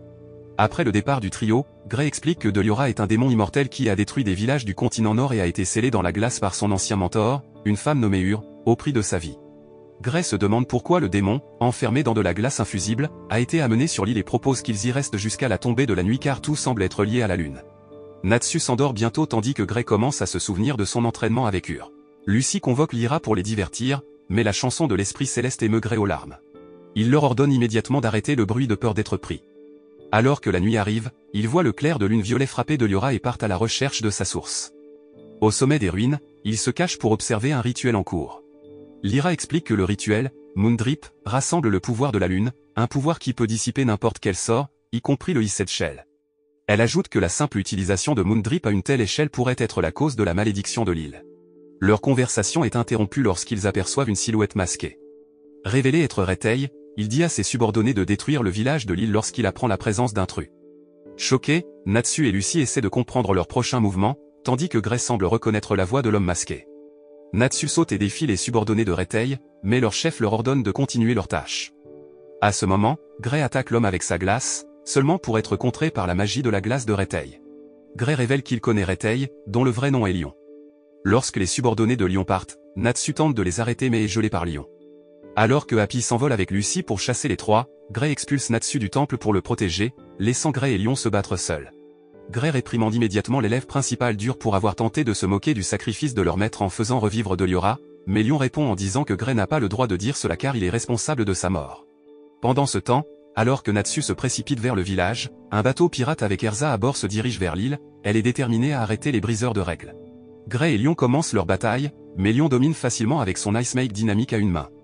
Il se moque de l'utilisation des deux mains par Gray tout en lançant sa magie et déclare qu'en raison des actions passées de Gray qui ont conduit à la mort Dur, son rêve de la surpasser un jour ne peut maintenant se réaliser que s'il bat la seule chose qu'elle ne pouvait pas, Deliora. Point choqué par les paroles de Lion et submergé par la culpabilité, Gray est facilement maîtrisé par son adversaire et vaincu. Incertain de l'endroit où se trouve le village, Natsu escalade à nouveau le temple pour avoir une meilleure vue et trouve Gray gravement blessé sans personne d'autre autour. Natsu porte Gray et part pour le village maintenant qu'il connaît son emplacement. Pendant ce temps, Lucy arrive au village et informe les villageois de tout ce qui s'est passé. Elle invoque ensuite Virgo pour créer un piège pour capturer les ennemis. Cependant, Natsu atteint le village avant leurs ennemis et est piégé à la place, brisant la glace qui l'enferme dans le processus. Alors que Lucy est choquée de voir les blessures de Gray, leurs adversaires s'approchent du village par voie aérienne, chevauchant la souris géante Angelica, qui porte un grand seau rempli d'une substance corrosive qu'il prévoit d'utiliser pour détruire le village. Quand Angelica vide le seau au-dessus du village, Natsu demande aux habitants de se retirer au centre du village, puis utilise la magie de son dragon de feu pour faire exploser la gelée vers l'extérieur. Bien que toute la colonie ait été fondue, tout le monde est en sécurité au milieu. Alors que les villageois évacuent, l'un des subordonnés de Lion, une jeune femme nommée Chérie, chevauche Angelica, mais Lucy parvient à sauter dessus et à chatouiller Angelica, les faisant s'écraser tous les trois. Happy s'en prend immédiatement à Lucy, tandis que Natsu affronte les subordonnés de Lion, Toby et Yuka. Au début, Natsu a du mal à combattre Yuka, qui se spécialise dans la neutralisation de la magie. Enfin, il parvient à assommer Yuka en lui donnant un coup de poing physique au visage. Il fait ensuite face à Toby et à ses ongles paralysants, mais trompe facilement Toby pour qu'il se paralyse. Pendant ce temps, Lucy se remet de leur atterrissage forcé précédent juste au moment où Chérie la trouve. Chérie attaque immédiatement Lucy avec son dos l'attaque. Lucy contre en invoquant Toru, mais Chérie révèle que sa magie lui permet de contrôler les esprits célestes. Toru allume Lucy et est sur le point de la tuer, mais elle réussit à exécuter une magie de fermeture de porte forcée, stupéfiant son adversaire. Lucy trompe ensuite Chérie en invoquant Plus, qui est trop faible pour nuire à Lucy lorsque Chérie manipule le chien. Furieuse, Chérie crée une rock doll, forçant Lucy à fuir vers le rivage. Lucy convoque alors Aquarius, qui est immédiatement manipulé par Chérie. Mais l'attaque du verso frappe à la fois Lucy et Chérie, comme Lucy l'avait prévu. À cause de l'attaque du verso, Chérie se sent étourdie et est incapable de contrôler correctement sa poupée et s'engage à la place dans une bagarre avec une Lucy tout aussi étourdie, qui a la chance de gagner. Avant de perdre connaissance, Chérie appelle Angelica, qui s'apprête à aplatir une Lucy impuissante. Cependant, elle est sauvée par nul autre qu'Erza, qui bat le rat d'un coup d'épée. Heureuse de voir son sauveur, Lucy tombe rapidement dans le désespoir lorsqu'elle se rend compte qu'Erza est arrivé pour ramener les personnes qui sont parties en mission de classe S sans autorisation. Peu de temps après, Happy trouve également Lucy et est sommairement attrapée par Erza, qui demande à connaître l'emplacement de Natsu. Lucy essaie de la supplier de leur permettre d'aider les insulaires, mais Erza déclare qu'elle reprendra immédiatement ceux qui ont osé violer les règles de leur guilde. Le lendemain, Gray parvient à récupérer. Il se retrouve bandé dans une partie de stockage du village où les villageois se sont installés après la destruction de la première. Une villageoise le dirige vers une tente où se trouvent ses amis. Cependant, en entrant, il trouve Erza avec Lucy et Happy ligotés. Elle explique qu'elle a été mise au courant par Lucy et qu'ils ont trouvé le village grâce à Happy. Gray demande où est Natsu mais Lucy ne sait pas. Erza déclare alors son intention de retrouver Natsu et de quitter l'île mais Gray proteste. Quand Erza reste indifférente aux ennuis des villageois, Gray jure qu'il va finir le travail, même quand Erza le menace et pointe son épée sur lui. Il lui a dit qu'il devait aider les villageois, et Erza s'engage à contre-Séur à l'aider, surpris que Gray lui ait tenu tête, et libère Lucy et Happy. Ils sont heureux de continuer le travail, bien qu'Erza leur rappelle qu'ils ne sont pas tirés d'affaire. Pendant ce temps, Natsu est retourné au temple, après s'être endormi dans les bois cette nuit-là. À l'intérieur, Toby rend compte à Lion de la défaite de Yuka et Chérie, tandis que le bras droit de Lion nommé Zalti rappelle à Lion que le rituel Moondrip est presque terminé et qu'il serait mauvais que quelqu'un l'arrête maintenant. Il mentionne également Natsu et Erza comme ses adversaires. Lion reste cependant confiant dans ses capacités. Impressionné, Zalti décide de se battre également. Le bâtiment commence soudainement à s'incliner sur le côté. Une section du sol se brise, révélant Natsu en dessous. Zalti suppose que Natsu a incliné les ruines du sous-sol pour empêcher le Moondrip de briller sur la glace et de dégeler Deliora. Natsu attaque alors en se faisant exploser sur Lion mais il s'avère être un clone de glace. Lion crée des aigles de glace et les envoie à Natsu, qui riposte en soufflant le feu pour l'envoyer au sol, puis en tirant des flammes de ses pieds pour faire fondre les aigles. Natsu se met alors en équilibre sur les mains et tourne sur lui-même en envoyant du feu dans toute la pièce avant de se préparer à frapper Lion avec un dragon S-Roar. Cependant, Zalti utilise sa magie pour faire passer Natsu à travers le sol, faisant manquer Lion à l'explosion. Pendant ce temps, Gray, Lucy, Erza et Happy se dirigent vers le temple. Gray leur fait part des intentions de Lion mais affirme que son mentor, Ur, est toujours en vie. Au milieu de leur conversation, ils sont soudain attaqués par les subordonnés de Lion. Erza dit immédiatement à Gray d'aller au temple pour aider Natsu, pendant qu'elle et Lucy les affronteraient. À la demande d'Erza, Gray commence à raconter ce qui s'est passé dans le passé. Il y a 10 ans, Deliora a détruit le village de Gray. Ur et un lion alors jeune passaient et trouvèrent Gray parmi les décombres, toujours en vie et jurant de se venger du monstre. Ur l'a accueilli et a commencé à l'entraîner à la magie de la fabrication de glace. Gray a rendu évident qu'il apprenait juste pour pouvoir combattre Deliora alors que l'ambition de Lion était de surpasser Ur. Gray partit pour le combattre malgré la protestation d'Ur qu'il n'était pas encore prêt. Gray a réussi à trouver Deliora mais n'était pas à la hauteur. Ur et Lion ont finalement réussi à atteindre son emplacement, et dans la confrontation, Lion a été éliminé. Ur a réussi à protéger les deux garçons d'une explosion de Deliora, bien qu'il ait perdu une jambe dans le processus. Elle a dit à un Gray réveillé de prendre Lion et de partir pendant qu'elle s'occupait de la bête, bien qu'elle doute de pouvoir l'arrêter. Lion s'est réveillé en entendant cela et a confronté Ur, la croyant être la meilleure mage qu'ils connaissent. Lorsqu'elle a déclaré qu'il y avait des mages plus forts qu'elle sur d'autres continents du monde, il a décidé d'utiliser un sort connu sous le nom de Iset Shell pour combattre Deliora, attirant la bête vers eux. Ur, sachant ce que le sort fera à Lion s'il le termine, le figea sur place. Cependant, elle était d'accord avec sa déclaration selon laquelle c'est le seul sort qui fonctionnera sur Deliora et a utilisé Iset Shell elle-même, montrant à Gray que le sort transforme le corps de l'utilisateur en glace pour piéger sa cible. Une fois le sort terminé, Ur a demandé à Gray de dire à Lion qu'elle était morte et a encouragé ses deux élèves à aller apprendre et voir le monde. Gray ne pouvait rien faire d'autre que l'appeler et regarder, impuissant, son corps se transformait en glace et gelait Deliora.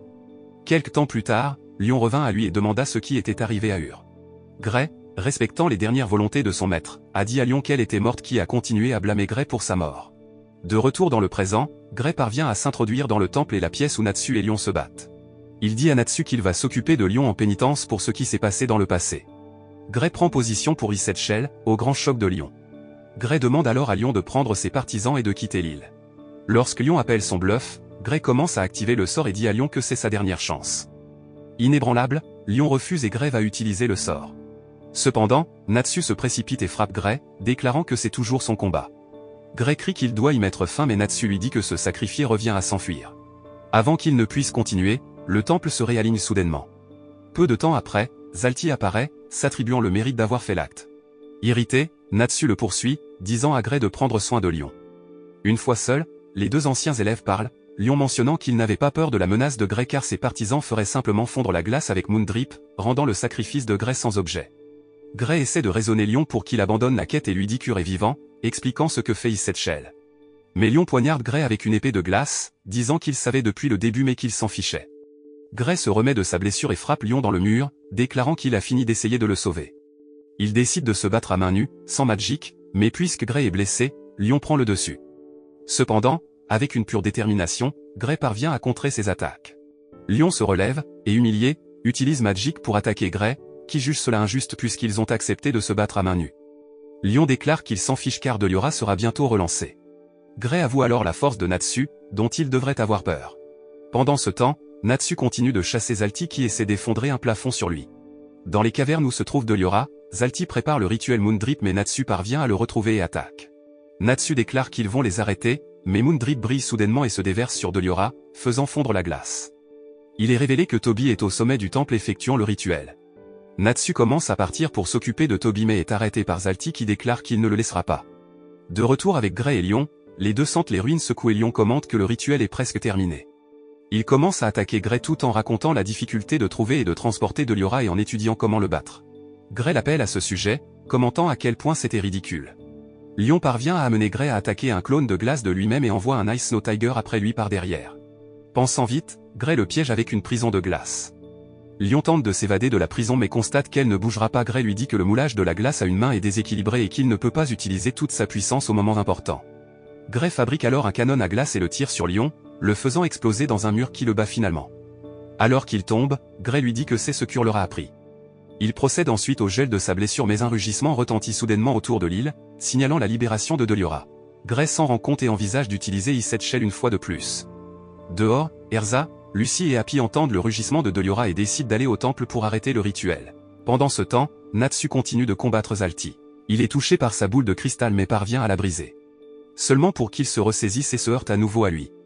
Zalti explique que sa magie, The Arc of Time, lui permet de rembobiner, d'arrêter et d'avancer rapidement le temps sur des objets. Il avance rapidement le ballon et frappe Natsu plusieurs fois avec Natsu incapable de contrer.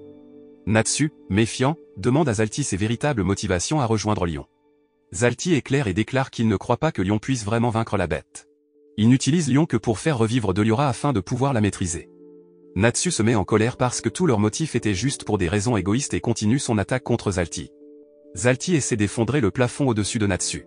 Mais il passe à travers et droit sur Zalti, le frappant avec le poing de fer de Fire Dragon. Pendant ce temps, Erza trouve Toby et l'éloigne du site rituel, mais il est trop tard. Le rituel est terminé et Deliora commence à se réveiller complètement. Gray parvient à atteindre la zone à temps pour assister à sa renaissance. Natsu déclare qu'ils doivent travailler ensemble pour le battre. Lion, bien qu'il soit grièvement blessé, rampe également dans la zone, affirmant toujours qu'il est le seul à pouvoir le battre. Alors qu'il se lève, il se prépare à combattre Deliora, voulant surpasser Ur. Mais Gray l'assomme et prend une fois de plus la position Ice Shell, pensant que c'est le seul moyen de le battre. Lion menace de répéter le rituel s'il utilise le sort. Mais avant que quoi que ce soit ne puisse être décidé, Natsu se place devant Gray, déclarant qu'il le combattra. Il dit à Gray qu'il l'a arrêté avant parce qu'il ne voulait pas qu'il meure. Ces mots empêchent Gray d'utiliser le sort alors que Natsu se prépare à combattre Deliora qui lève le poing pour écraser Natsu. Mais avant qu'il ne puisse le faire tomber, il commence soudainement à se briser, au grand étonnement des trois. Lion se rend alors compte que Deliora était morte depuis longtemps, ayant été gelée par Ur pendant 10 ans, cette glace sapant lentement sa vie. La glace qui recouvrait Deliora se jette dans l'océan et Lucy, Erza et Happy rejoignent Natsu et Gray. Gray croit toujours qu'Ur est toujours en vie même si elle n'a plus de forme humaine, et veillera toujours sur ses deux élèves, espérant qu'ils cesseraient de se battre pour de bon. Natsu, Happy et Lucy commencent à célébrer l'achèvement de leur mission de classe mais l'ambiance est gâchée par Erza, qui leur dit que ce n'est pas encore fini. Ils ont peut-être arrêté Deliora mais la malédiction du village est toujours en vigueur. Gray se tourne vers Lion qui commente qu'il ne sait pas, car il n'a jamais interagi avec les villageois ni avec lui. Il mentionne également qu'au cours des 3 années où ils ont fait le rituel, le Moon Drip ne l'a jamais affecté ni ses partisans, et avertit que le village cache peut-être quelque chose. Le groupe se dirige vers le village, mais Gray reste un moment et dit à Lion qu'il devrait rejoindre une guilde pour trouver un nouvel objectif. L'un des villageois les dirige vers le village d'origine qui, à la grande surprise du groupe, a été reconstruit. Ils retrouvent bientôt le chef du village qui pense qu'ils sont responsables de la restauration du village. Il les remercie et demande une fois de plus de détruire la lune. Erza rassemble les villageois et déduit de leur explication que le moment entre l'apparition de la lune violette et le rituel Moon Drip de Lion pendant 3 ans semble un peu décalé. Elle demande aux villageois pourquoi ils n'ont jamais pris la peine d'enquêter eux-mêmes. Le chef répond que c'est généralement une tradition de ne pas s'éloigner du village, mais ils ont essayé d'aller au temple pour voir ce qui se passait. Cependant, ils semblaient toujours réapparaître dans leur village. En apprenant cela, Erza se transforme en son armure géante, une armure qui augmente la puissance de lancer, et dit à Natsu qu'il est temps de détruire la lune. Erza explique ensuite que Natsu utilisera sa magie du feu pour augmenter la vitesse de sa lance, alors qu'elle la lance pour atteindre la lune et la détruire. Le plan se déroule sans accroc, mais plutôt que de détruire la lune, il semble briser une partie du ciel et la briser. Erza explique que le rituel Moon Drip a eu pour effet secondaire de laisser des résidus de magie sur l'île qui se sont cristallisés et l'ont recouverte comme un dôme, c'est pourquoi il semblait que la lune était devenue violette. Avec la couche disparue, la magie s'estompe mais cela ne semble pas ramener les villageois à la normale. Cependant, Erza dit au groupe que c'était leur véritable apparence. L'île de Galuna est une île de démons. Le Moon Drip avait affecté leurs souvenirs et non leur forme, leur faisant croire qu'ils étaient humains. Le marin d'avant arrive, se révélant également être un démon. En fait, c'est le fils chef du village, Bobo, qui révèle qu'il a retrouvé la mémoire, mais décide de quitter l'île car il ne voulait pas effrayer les villageois dans leur état de confusion. La mémoire revient bientôt au démon et le chef du village se réjouit avec le reste des villageois dans l'air que Bobo est vivant. Alors que les villageois célèbrent avec un festin, Zalti parle sur sa boule de cristal avec Siegrin, qu'il avait regardé à travers. Il demande à Zalti pourquoi il a restauré le village auquel il répond que c'était une faveur. Siegrin ignore et commente le succès de Fairy Tail, ajoutant qu'il espère qu'ils ne se mettront pas en travers de son chemin. Zalti accepte alors qu'il se transforme en une femme révélant qu'elle est Ultear, un autre membre du conseil magique. Le lendemain, Natsu et ses camarades se préparent à se retirer. Erza refuse la récompense des villageois au motif qu'ils n'ont pas officiellement accepté le poste, mais sur l'insistance du démon, ils partent donc avec la clé du zodiaque en or, et ils s'embarquent bientôt avec les villageois qui les accompagnent. À Hera, Ultear arrive et rencontre Siegrin. Ils sont tous les deux déçus du sort de Deliora, et il est révélé que la fille qu'Ur croyait morte est Ultear. Elle rabaisse sa mère, mais ils ont tous deux une haute opinion de sa magie. Ultear a également une haute opinion de Natsu, et Siegrin pense que pour que son plan fonctionne, il doit devenir plus fort, et il le fera plus qu'il est le fils d'Ignel. Pendant ce temps, Natsu et ses compagnons reviennent à Magnolia Town. Lucie est heureuse de sa nouvelle clé qui se révèle être le Sagittaire. Erza déplace le sujet vers leur punition, ce qui effraie Natsu, Gray et Happy en commentant que le maître leur infligera la punition, à la grande horreur de Lucie. Alors qu'ils continuent à travers la ville, ils remarquent que les habitants parlent de quelque chose. Ils découvrent bientôt quoi quand ils atteignent le rôle de Gil qui a été empalé avec des tiges de métal. Les informant de la situation, Mirajan dit à l'équipe que la fantôme Lord Guild est derrière l'attaque. Pendant ce temps, les membres de la guilde sont tous au sous-sol, Makarov accueillant l'équipe Natsu comme si de rien n'était. Natsu est contrarié que Makarov ignore simplement ce qui s'est passé, mais Makarov rappelle alors au groupe qu'ils ont fait un travail de classe S sans sa permission et les punit par la suite. Plus tard, Lucie rentre chez elle, pour retrouver le reste de son équipe dans son appartement. Erza dit que depuis que Fantôme leur a attaqué, ils savent peut-être où vit chacun des membres de la guilde, il serait donc préférable qu'ils restent ensemble. Pendant leur séjour, ils discutent de Fantôme Lore et de leur rivalité à long terme avec Fairy Tail, étant égaux en puissance, car leurs deux maîtres de guilde appartiennent aux 10 saints sorciers. La guilde Fantôme Lore a également l'équipe d'élite élément 4 à égalité avec les 4 mages de classe S de Fairy Tail en termes de force. En plus de cela, Fantôme Lore a un mage nommé Gagil Red Fox, qui est considéré comme le membre le plus fort de la guilde, et un dragon slayer tout comme Natsu, son élément étant le fer. Pendant ce temps, les autres membres de la guilde Fairy Tail, composés de Lévi, G et Droit, sont vus se promener dans la ville lorsqu'un homme mystérieux les regarde de loin. L'homme s'est avéré être Gagil Red Fox, qui prévoyait quelque chose pour provoquer la guilde Fairy Tail. Par la suite, Gagil apparaît dans la base de Fantôme Lore, mangeant différentes pièces métalliques avant de parler à son maître de guilde de son autre attaque contre Fairy Tail, après avoir battu l'équipe Shadow Gear et les avoir crucifiés à un arbre. Le lendemain, les habitants de la ville et les mages de Fairy Tail assistent de manière choquante à l'acte. Makarov arrive alors sur les lieux et, maintenant tout à fait sérieux, dit que Fantôme Lore est allé trop loin. Alors qu'il écrase son bâton de rage, Makarov déclare officiellement la guerre entre les deux guildes. Lucie restant dans la guilde pour surveiller l'équipe blessée, le reste des mages de Fairy Tail attaquent la base de Fantôme Lore en représailles. L'élément 4 et Gagil, cependant, sont introuvables, ce qui donne facilement le dessus à la force d'invasion. Peu de temps après, le dragon slayer du Fantôme Lore apparaît alors, se demandant s'il devrait rejoindre la mêlée. Au même moment, Lucie, qui a quitté la guilde et se promène dans la ville, est soudainement atteinte par deux membres de l'élément 4, Juvia Loxé et Sol, et, ayant perdu connaissance, est kidnappée. De retour à la base de Fantôme Lore, où la bataille fait rage, Gagil se joint enfin et commence à combattre Elfman. Cependant, leur brève confrontation est interrompue par Natsu, qui continue à combattre Gagil lui-même, et ils sont impliqués dans une bataille féroce en tant que compagnons Dragon Slayer. En attendant, Makarov a atteint le deuxième étage de l'immeuble et est prêt à affronter José. Cependant, le maître de Fantôme Lore se révèle utiliser une projection de pensée, avec laquelle il montre également à Makarov une Lucie inconsciente et capturée. Choqué par cela, le maître de guilde de Fairy Tail est pris au dépourvu par Aria d'élément 4 et son sort Metsu, qui le prive de sa magie et l'endommage lourdement, forçant Fairy Tail à battre en retraite, emportant avec eux leur maître blessé. Pendant ce temps, Natsu apprend que Lucie est retenue captive au siège de Fantôme Lore, s'y rendant immédiatement après. À l'endroit mentionné, Lucie, à sa grande consternation, est informée par José qu'elle est la principale raison de l'attaque de Fairy Tail, car son enlèvement a été ordonné par son père, Judert Filia, qui veut la récupérer. Après avoir rapidement donné un coup de pied à José dans l'aine en le trompant, Lucie saute de la cellule haute dans laquelle elle est détenue, sachant que Natsu la sauvera.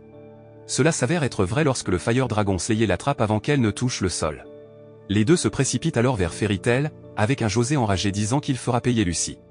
De retour à la guilde de Fairy Tail, tout le monde se prépare à une éventuelle confrontation contre Fantôme Lore une fois de plus. Lucie, se voyant responsable de ce qui s'est passé, est réconfortée par ses camarades. Tout en cherchant de l'aide auprès des mages de classe S de la guilde, Kana ne parvient pas à découvrir où se trouvent Mistogan et Laxus, via un lacryma de communication, refuse d'aider ses camarades de guilde, en riant de l'affaire. Puis tout à coup, tout le calme prend fin lorsque le quartier général de Fantôme Lore est vu se déplacer en direction de Fairy Tail sur de grandes jambes mécaniques. Une fois qu'ils sont assez proches, José, toujours enragé, ordonne le tir du canon magique Converge, Jupiter. Erza, utilisant son armure adamantine, parvient à arrêter l'explosion, mais est gravement blessé dans le processus. Ensuite, José demande que Lucy soit remise, mais tout le monde refuse avec colère d'abandonner un camarade, et le maître de fantômes leur poursuit furieusement en disant que Jupiter sera à nouveau renvoyé dans 15 minutes. Alors que les membres de Fairy Tail commencent alors à se battre contre les chaises que José vient d'invoquer, Natsu, avec l'aide de Happy, se prépare à entrer dans le quartier général de Phantom Lore et à désactiver Jupiter. Lucy, qui voudrait elle aussi se battre, est endormie par Mirajan et confiée à Ridus, qui la porte jusqu'au repère secret de la guilde. Mirajan, cependant, ayant pris l'apparence de Lucy, se prépare à agir comme un leurre. Pendant ce temps, comme Natsu est incapable de détruire Jupiter de l'extérieur, Happy lui conseille d'attaquer plutôt de l'intérieur, le premier acceptant de le faire, entrant dans le canon lui-même. Cela les conduit tous les deux à la chambre contenant un grand lacryma qui renforce probablement l'arme. Cependant, alors qu'ils tentent de le détruire, ils rencontrent Totomaru, un membre de l'élément 4, qui affiche la capacité de contrôler tout le feu dans la zone, même le feu de Natsu. Leur combat atteint rapidement une impasse puisque Natsu peut manger les flammes de Totomaru alors que ces flammes ne peuvent pas atteindre Totomaru. Après que Natsu l'ait ensuite trompé en crachant sur lui au lieu d'utiliser son rugissement de dragon de feu, Totomaru se met en colère et décide d'utiliser son feu orange, étant malodorant et, par conséquent, affectant grandement Natsu en raison de son odorat extraordinaire. Peu de temps après, Totomaru sort son épée pour attaquer Natsu, mais Natsu parvient à esquiver et obtient un coup chanceux en rendant sa flamme assez grande pour attaquer Totomaru, même si elle est contrôlée. Natsu parvient ensuite à prendre le contrôle total de ses flammes, rendant Totomaru incapable de les contrôler, et détruit le lacryma, empêchant ainsi Jupiter d'être tiré. Juste au moment où Natsu commence alors à prendre le dessus, José décide d'utiliser son arme la plus puissante, transformant le bâtiment de sa guilde en un gigantesque mage robotique, le Super Mage Giant Phantom, qui donne à Natsu le mal des transports car le bâtiment commence à bouger. Alors que Totomaru en profite et tente d'achever Natsu avec son Rainbow Fire, il finit par être gelé dans un bloc de glace par Gray puis jeté dans le ciel par Elfman, deux mages étant arrivés pour aider Natsu. Cependant, une menace plus grande que le canon de Jupiter se rapproche alors que le Super Mage Giant Phantom commence à lancer le Abyss Break. Ainsi, les membres qui ont infiltré le robot cherchent un moyen de l'arrêter. Mirajan, qui porte toujours l'apparence de Lucy, est choqué d'apprendre qu'Elfman est parmi eux, s'inquiétant pour lui. Pour mettre fin à la souffrance de ses camarades de guilde, elle se montre ensuite à José, prétendant être Lucy, prête à se rendre et à se rendre. José, cependant, voit facilement à travers sa tromperie et la capture. Alors que Mirajan est attrapé par la main gigantesque du robot, José prétend qu'il va l'écraser pour avoir tenté de le tromper. En attendant, Elfman rencontre Sol et s'affrontent. Au cours de leur bataille, Sol continue d'évoquer Lizana, la sœur cadette d'Elfman, qu'il a accidentellement tuée lors d'une tentative ratée de Beast Soul Spell. Malgré les efforts d'Elfman pour attaquer Sol, il est toujours submergé et décide qu'il n'a d'autre choix que d'essayer à nouveau un Beast Soul Spell. Mais Elfman échoue lorsqu'il se souvient de Lizana et reçoit une attaque massive qui l'envoie à travers un mur par la suite. À cet endroit, Elfman voit Mirajan, qui a été capturé par le gigantesque mage robotique et est sur le point d'être écrasé. Cela donne à Elfman la raison dont il a besoin pour réussir dans son intention et, ainsi, il parvient à activer son Beast Soul, Full Body Takeover, procédant à la défaite rapide de Sol avec un barrage de coups puissants. Elfman se précipite alors vers Mirajan et la sauve, révélant qu'il a conservé ses sens, et qu'il n'a pas perdu le contrôle cette fois. Quoi qu'il en soit, Mirajan ne le blâme pas pour ce qui s'est passé et lui rappelle qu'ils ont tous les deux promis de continuer à vivre pour l'amour de Lizana, ce qui fait pleurer de joie Elfman. Mirajan remarque alors que le robot mage lance maintenant Abyss Break à un rythme plus lent, réalisant que le sort est alimenté par l'élément 4, ce qui signifie que le sort sera arrêté si les membres restants sont vaincus. Alors que les membres de Fairy Tail continuent de se battre, Gray atteint l'extérieur et se demande pourquoi il pleut. À cet endroit, il rencontre Juvia, membre de l'élément 4 utilisant l'eau. Gray lui dit que même si elle est une fille, il ne sera pas facile avec elle. Juvia rougit rapidement et essaie de s'éloigner en disant qu'elle a perdu, le surprenant grandement. Juvia commence alors à aimer de plus en plus Gray à un rythme impressionnant et décide qu'elle doit faire sienne Gray. Par la suite, elle entoure Gray avec son Waterlock, ouvrant accidentellement la blessure qu'il a reçue de Lion. Alors qu'une Juvia paniquée tente de le libérer, Gray se libère en gelant l'eau, ce qui frappe Juvia. Gray, maintenant torse nu, l'attaque avec son Ice Make Magic, mais est surpris de voir que le corps de Juvia est fait d'eau et capable de se reformer. Peu de temps après, Juvia continue en disant qu'il devrait remettre Lucy, mais ce dernier répond qu'il n'abandonnera pas, quoi qu'il arrive, quelque chose qui rend Juvia folle, l'incitant à commencer à voir Lucy comme une rivale amoureuse. Dans cet état, Juvia se déplace assez vite pour empêcher Gray de lancer librement car elle parvient même à faire fondre son Ice Make Shield. N'ayant plus d'autre choix, Gray décide de geler l'eau de Juvia malgré tout, et commente que la pluie continue qui tombe sur eux est déprimante. Cela rappelle à Juvia son triste passé, quand elle était toujours refusée et évitée par les autres à cause de la pluie qui l'entourait toujours. Enflammée une fois de plus, Juvia continue d'attaquer Gray tout en essayant de se convaincre qu'elle n'a pas besoin d'amour. Par la suite, Gray gèle à nouveau son eau, gelant en outre la pluie elle-même dans le processus, battant finalement Juvia avec son Ice Make, Ice Geyser. Avec sa défaite, le ciel s'éclaircit, permettant à Juvia de le voir pour la première fois, ce qui la fait pleurer de joie en déclarant que c'est beau. Gray demande alors en plaisantant si elle veut continuer la bataille, mais cela ne fait que faire s'évanouir Juvia d'une manière comique. Avec cela, le troisième membre de l'élément 4 est vaincu, ralentissant encore plus l'Abyss Break. Parallèlement, Natsu a du mal à combattre Arya et est sévèrement battu par les attaques invisibles créées par la magie de l'espace aérien d'Arya. Juste au moment où Natsu est alors sur le point de voir sa magie drainée par le Metsu d'Arya comme Makarov, Erza arrive juste à temps pour le sauver et reprendre le combat. Avec les deux devant lui, Arya utilise toute sa puissance et enlève son bandeau. Désormais sans plus de limite sur lui-même, Arya active son sort le plus puissant, 0, prétendu être l'espace aérien de la mort. La facilité d'Arya à enlever des vies humaines enrage Erza, qui charge son sort et le tranche avant de rééquiper son armure de roue céleste et de le vaincre avec Blumemblat. Après sa défaite, elle affirme avec défi qu'il n'y a aucun moyen que Makarov ait pu perdre contre lui.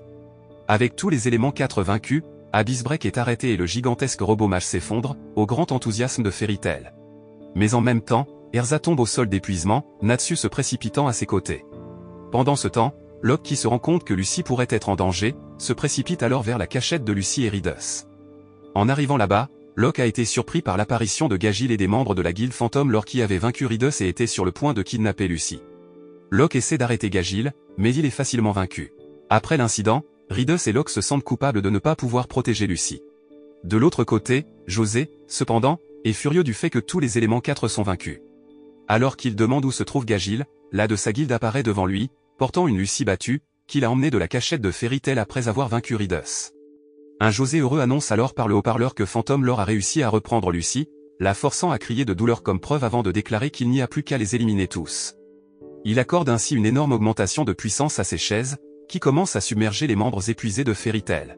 Après avoir confié la prisonnière Lucy à Gagil, José s'apprête à s'occuper personnellement de ceux qui ont envahi leur guilde. À l'intérieur du robot effondré de Phantom Lord, une Erza abattue dit à Natsu de sauver Lucy et la guilde et l'encourage à utiliser le pouvoir caché à l'intérieur de lui. En entendant cela, Natsu se précipite alors à la rescousse de Lucy. Dans le même temps, Gray, Elfman et Mirajan parviennent à trouver une Erza épuisée et sont heureux de la voir bien, mais José lui-même arrive et se prépare à les achever. José élimine rapidement Gray, Elfman et Mirajan avant de combattre Erza, reconnaissant sa force. Pendant ce temps, Gagil passe son temps à lancer des couteaux sur Lucy, qui est attachée à un mur, la frappant presque à plusieurs reprises, au grand désarroi et à l'inquiétude de ses camarades.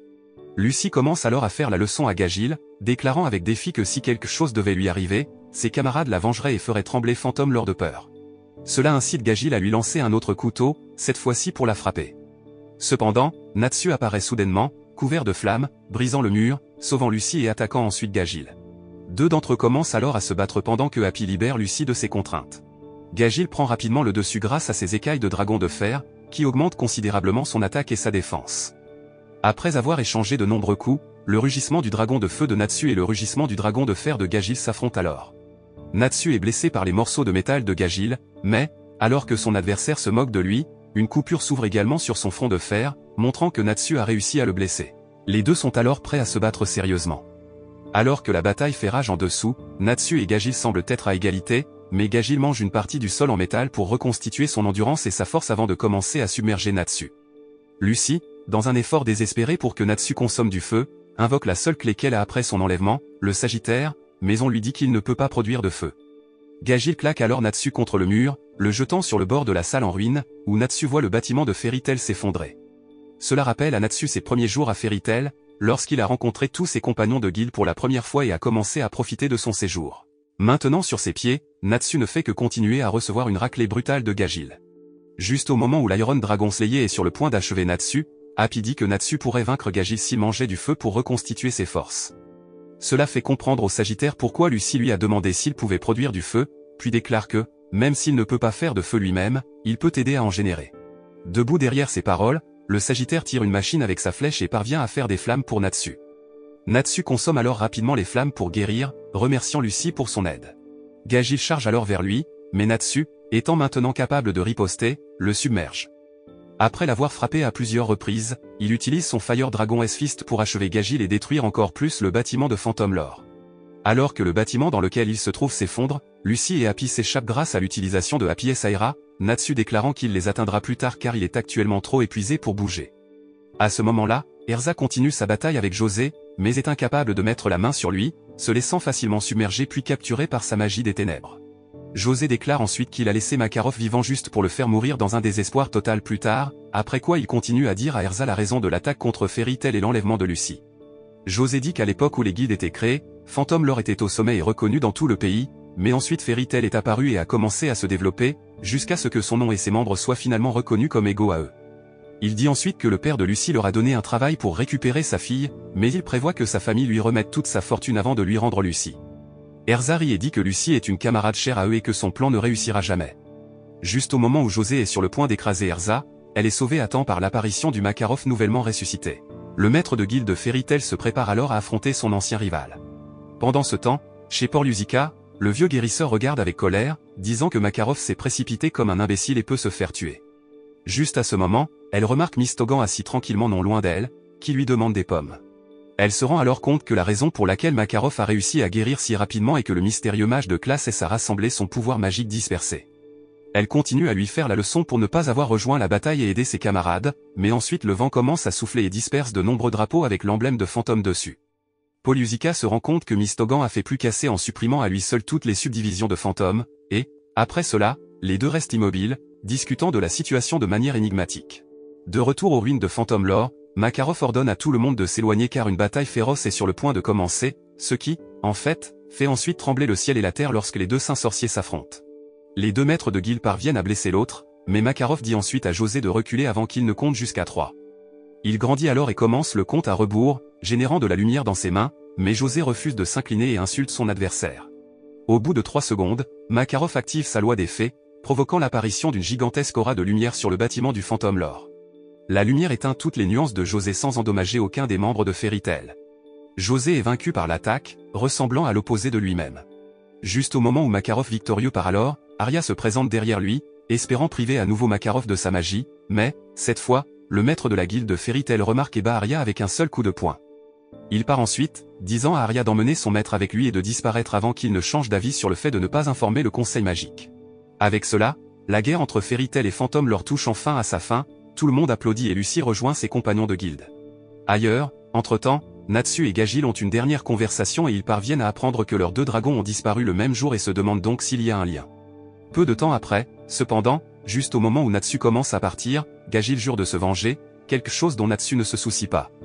De retour au bâtiment détruit de Fairy Tail Guild, où l'ensemble de Fairy Tail est rassemblé, Lucy se sent coupable de ce qui est arrivé à tout le monde, mais l'équipe Shadow Gear, ayant récupéré, apparaît et lui dit qu'elle n'est pas à blâmer. Le maître leur dit alors que la guerre n'a été causée par personne et que Lucy est membre de Fairy Tail et, par conséquent, un membre de leur famille, faisant pleurer Lucy des larmes d'émotion et de joie. Alors que tout le monde est sur le point de célébrer, Makarov se souvient qu'il sera probablement réprimandé par le conseil de la magie pour avoir exagéré, se mettant à pleurer également. Après la fin de la guerre, l'armée du conseil magique arrive pour apprendre ce qui s'est passé. Quelques jours plus tard, tous les membres de la guilde commencent à reconstruire leur bâtiment, Natsu et Gray poursuivant leurs compétitions habituelles et Juvia espionnant secrètement ce dernier. Locke revient alors et demande à Natsu de rendre à Lucy ses clés qu'il a réussi à trouver. En même temps, Lucy rapporte tout l'événement sous la forme d'une lettre à sa mère, après quoi elle repense à la relation tendue avec son père. Ensuite, Natsu, Gray, Happy et Erza arrivent chez Lucy, mais découvrent qu'elle est vide. Happy ouvre alors un placard et un tas de lettres en tombent. Tout le monde remarque que les lettres sont toutes adressées à sa mère, puis trouve une note disant qu'elle rentre chez elle, ce qui leur fait penser qu'elle quitte Fairy Tail. Juste à ce moment-là, cependant, Lucy est dans un train. Peu de temps après, elle arrive à la maison où tous les serviteurs la saluent avec un accueil larmoyant, étant heureux qu'elle soit en sécurité. Après s'être habillée formellement, Lucy confronte enfin son père, qui l'accueille froidement, la réprimande en partant et parle de son mariage arrangé, mais Lucy l'arrête et lui dit qu'elle vient de revenir pour dire qu'elle quitte sa famille pour de bon, et que sa vraie famille est Fairy Tail. Passant à autre chose, Lucy déclare que si son père fait à nouveau quoi que ce soit à leur guilde ou à ses amis, il sera considéré comme son ennemi, car elle veut rester dans un endroit où elle est respectée pour qui elle est. Elle part ensuite et rend visite à la tombe de sa mère pour déposer des fleurs. Elle est surprise d'y voir ses coéquipières qui la suivent. Elle procède à dissiper le malentendu et dit qu'elle n'est venue rendre visite à sa mère qu'après si longtemps. Étonnée de voir combien de terres sa famille possède, les mages quittent bientôt l'ancienne résidence de Lucy. Ailleurs, le procès de Makarov a lieu, mais il s'endort au milieu de celui-ci. Le conseil magique parvient alors bientôt à la décision que Fairy Tail est innocent, José est déchu de son titre de Wizard Saint et Phantom Lore est dissous, n'étant plus une guilde active. Makarov rencontre alors Yajima, l'un des conseillers ainsi qu'un vieil ami, étant l'une des principales raisons du bon résultat du procès. Yajima dit qu'il ne peut pas continuer à protéger Fairy Tail de toutes les accusations et que Makarov devrait envisager de prendre sa retraite. De retour à la guilde, tout le monde est content d'apprendre qu'ils peuvent à nouveau faire du travail, mais l'ambiance est gâchée par le retour de Laxus, qui montre son arrogance en insultant Shadowgear et Lucy, les qualifiant de faibles. Lucy apprend alors de Mirajan que Luxus est le petit-fils de Makarov et probablement la raison pour laquelle Makarov reporte sa retraite, donc Luxus ne reprendra pas la guilde avec son attitude actuelle. Erza dit alors que maintenant Natsu, Gray, Lucy, Happy et elle-même devraient entreprendre un travail en équipe, ayant accompli de nombreuses missions ensemble. Tout le monde applaudit alors instantanément car l'équipe Natsu est maintenant officielle. La nuit, Makarov s'interroge sur sa retraite, mais ne trouve pas de successeur approprié, car aucun des mages de classe S n'est encore adapté pour le poste. À ce moment-là, il reçoit un avis de Mirajan disant que l'équipe Natsu a détruit une ville lors d'une mission, réalisant qu'il ne prendra pas sa retraite avant un certain temps. Par la suite, Lucy se lamente de ne pas avoir d'argent et de ne plus pouvoir payer son loyer mensuel. Au moment où elle commence à perdre espoir en raison de la nature destructrice de ses coéquipiers, Mirajan lui propose un travail simple pour annoncer une pièce de théâtre dans une ville voisine. Lucy prend le travail avec enthousiasme et part avec ses coéquipiers. Cependant, en arrivant sur le site, il découvre que le casting s'est enfui et que la pièce est par conséquent annulée. Erza propose instantanément son équipe pour remplacer le casting, leur donnant ainsi un nouveau travail. Après une semaine de pratique, la pièce s'ouvre sur un casting révisé, Erza jouant le rôle du prince, Lucy une princesse et Gray le méchant. Au départ, Erza est excitée par cette opportunité théâtrale, mais elle développe un énorme trac lors de la soirée d'ouverture. Cependant, elle est capable de surmonter son trac pour la scène de bataille avec Gray comme rôle respectif. Plus tard, Natsu arrive dans un costume de dragon sur le plateau tout en étant porté par Happy, mais Happy le laisse tomber accidentellement et Natsu engloutit accidentellement la scène et Lucy en flammes. Jouant toujours son rôle, Erza coupe ensuite le costume de Lucy et commence à combattre à la fois Natsu et Gray. Le combat se traduit par un théâtre détruit mais un public étonnamment ravi. La pièce étant un succès majeur, le manager leur fait jouer plusieurs actes en une seule journée, laissant tout le monde impatient de rentrer chez eux, à l'exception d'Erza qui apprécie toujours le travail. L'équipe Natsu prend alors un nouveau travail qui consiste à maîtriser certains voleurs, qu'ils parviennent à terminer en un temps beaucoup plus court que prévu, avec le reste de la journée libre pour eux-mêmes, ils passent du temps ensemble dans un village voisin. Les membres rencontrent Loki par hasard mais il s'enfuit du groupe en voyant Lucy, suivant son comportement envers elle. Plus tard dans la nuit, Natsu suggère une bataille d'oreillers avec ses coéquipiers qui finit par devenir incontrôlable, détruisant la chambre d'hôtel dans laquelle il passe la nuit. Se sentant épuisée, Lucy se promène avec plus car elle ne peut pas rivaliser avec ses coéquipières. En cours de route, Happy lui fait une farce et elle est finalement maîtrisée par deux criminels qui tentent de la kidnapper, mais heureusement, Locke est capable de la sauver. Pour ses actions, Lucy refuse de laisser Loki partir sans le remercier alors ils vont boire un verre, Pluie et Happy les voient ensemble, pensant qu'ils sont désormais en couple. En buvant dans un bar, les deux mages ont une courte conversation qui se termine rapidement avec Locke étreignant brusquement Lucy, lui disant qu'il ne lui reste plus longtemps à vivre. Locke en rit rapidement après, disant que c'est une blague qu'il utilise pour attirer les filles, furieuses, Lucy le gifle et s'en va de retour à la guilde, Natsu et Gray sont couverts de bandages de leur bataille d'oreiller et commencent à se disputer pour savoir qui a gagné. Ils essaient de faire en sorte que Lucy décide pour eux mais elle les ignore glacialement, toujours contrariée par les actions précédentes de Loki, effrayant et faisant taire les deux hommes. Peu de temps après, toutes les copines de Locke arrivent à la guilde en se demandant où il a disparu, car il a soudainement rompu avec toute la nuit précédente. Curieuse, Lucy décide alors d'enquêter sur la situation de Loki. Avec l'aide de Crux, elle découvre qu'il a déjà eu une relation avec Karen Lilica, une célèbre mage de l'esprit céleste de Blue Pegasus décédée il y a quelques années. Peu de temps après, Gray arrive à son appartement en lui disant que Locke a quitté Fairy Tail. Elle se joint à sa recherche, pensant savoir où il est allé. Elle parvient à trouver Loki sur la tombe de Karen et révèle qu'elle connaît la vérité derrière lui et Karen. Lucy explique alors que Karen était autrefois son invocatrice et que sa véritable identité est Léo le Lion, l'un des 12 esprits célestes du Zodiaque. Locke le confirme et révèle qu'il a été exilé du monde des esprits célestes pour le crime d'avoir tué Karen Lilica. Il continue à élaborer sur son passé avec Lucy. Quelques années auparavant, Locke, alors connu sous le nom de Léo, était l'un des esprits célestes de Karen Lilica. En tant que mage éminent de Blue Pegasus, Karen a été corrompue par sa renommée et est devenue très vaniteuse et arrogante, en particulier envers ses esprits célestes qu'elle traitait plus comme des outils que comme des êtres vivants. Un jour, alors qu'elle était suivie par un entourage d'hommes lubriques, Karen convoqua Harry pour les divertir tous à sa place afin qu'elle n'ait pas à s'en occuper elle-même, malgré l'inconfort d'Harry concernant la tâche, elle a été forcée de la terminer par Karen. Le maître de la guilde, Bob, a été témoin de l'événement et a averti Karen de ne pas traiter si mal ses esprits célestes, sinon elle souffrirait également. Mais Karen a interprété les mots de Bob comme un bélier lui disant. Alors qu'elle était chez elle, elle a convoqué Harry et l'a condamné à rester dans le monde humain pendant 7 jours à titre de punition, malgré le fait que l'acte la tuerait probablement. Avant que Karen ne puisse le faire, Léo a soudainement changé de place avec Bélier et a donné à Karen un ultimatum, rompre son contrat avec lui et Bélier ou perdre ses opportunités de travailler avec d'autres esprits célestes à l'avenir. Lorsque Léo a prouvé qu'il ne pouvait pas être renvoyé par son invocateur, car il est venu de son plein gré, empêchant ainsi Karen d'invoquer d'autres personnes, il est parti dans les ruines voisines et a dit à Karen de venir le trouver une fois qu'elle aurait répondu à ses demandes. Cependant, Karen a obstinément refusé de céder. Après 30 jours, elle l'a supplié de revenir vers elle, promettant de ne plus maltraiter Bélier, bien qu'elle soit refusée car Léo a pu voir à travers sa tromperie. En colère, Karen a attaqué Léo et a proclamé qu'une fois qu'il serait mort, elle invoquerait Bélier et la traiterait 10 fois pire avant de le quitter. Après 3 mois, Loki a découvert que même si sa vitalité s'épuisait encore, il pouvait vivre dans le monde humain de manière beaucoup plus supportable. Il a décidé d'aller pardonner à Karen, seulement pour découvrir qu'elle était partie en mission et a fini par être tuée. En entendant cela, Loki a été submergé par la culpabilité et s'est par la suite blâmé pour sa mort. Après avoir terminé son histoire, Loki commence à s'effacer de l'existence de sa surextension dans le monde humain, mais Lucy refuse de le laisser mourir et essaie de penser à un moyen d'ouvrir sa porte. Désespérée, Lucy tente d'ouvrir la porte de Loki avec force et fusionne presque avec sa force vitale, ce qui la ferait également disparaître. Loki la supplie d'arrêter, disant qu'il n'a pas besoin d'être sauvé, mais Lucy refuse et déclare officiellement son souhait de changer les règles du Celestial Spirit World pour lui. Soudain, le roi des esprits célestes apparaît devant eux à leur grande surprise. Il rappelle à Lucy que bien que Loki n'ait pas enfreint les règles directement, il a toujours causé la mort de Karen et n'est pas autorisé à retourner dans le monde des esprits célestes. Lucy soutient obstinément que Loki devrait être autorisé à revenir pour toutes les souffrances qu'il a endurées, bien que le roi des esprits célestes soit d'accord, il déclare qu'il ne peut pas enfreindre les règles et ne peut donc pas sauver même son propre ami. Avec sa volonté et sa détermination, Lucy convoque tous ses esprits célestes du zodiaque et plus pour qu'ils respectent sa décision, un exploit étonnant étant donné que la plupart des mages des esprits célestes ne peuvent en invoquer qu'un à la fois. L'exploit s'avère déjà trop fastidieux pour Lucy alors qu'elle s'effondre de l'action potentiellement mortelle tandis que ses esprits célestes disparaissent. Voyant sa résolution, le Celestial Spirit King décide de faire une exception et permet à Loki de retourner dans le Celestial Spirit World en raison de la résolution de Lucy de le sauver.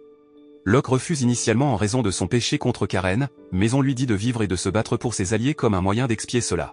Alors que sa porte s'ouvre alors, il verse ses larmes et remercie Lucy pour son aide et son soutien. Il exprime son soulagement de pouvoir passer du passé et lui donne sa clé, formant ainsi un contrat avec Lucy. Le lendemain, Lucy convoque Loki et le laisse expliquer aux autres son passé et les raisons de son départ de la guilde.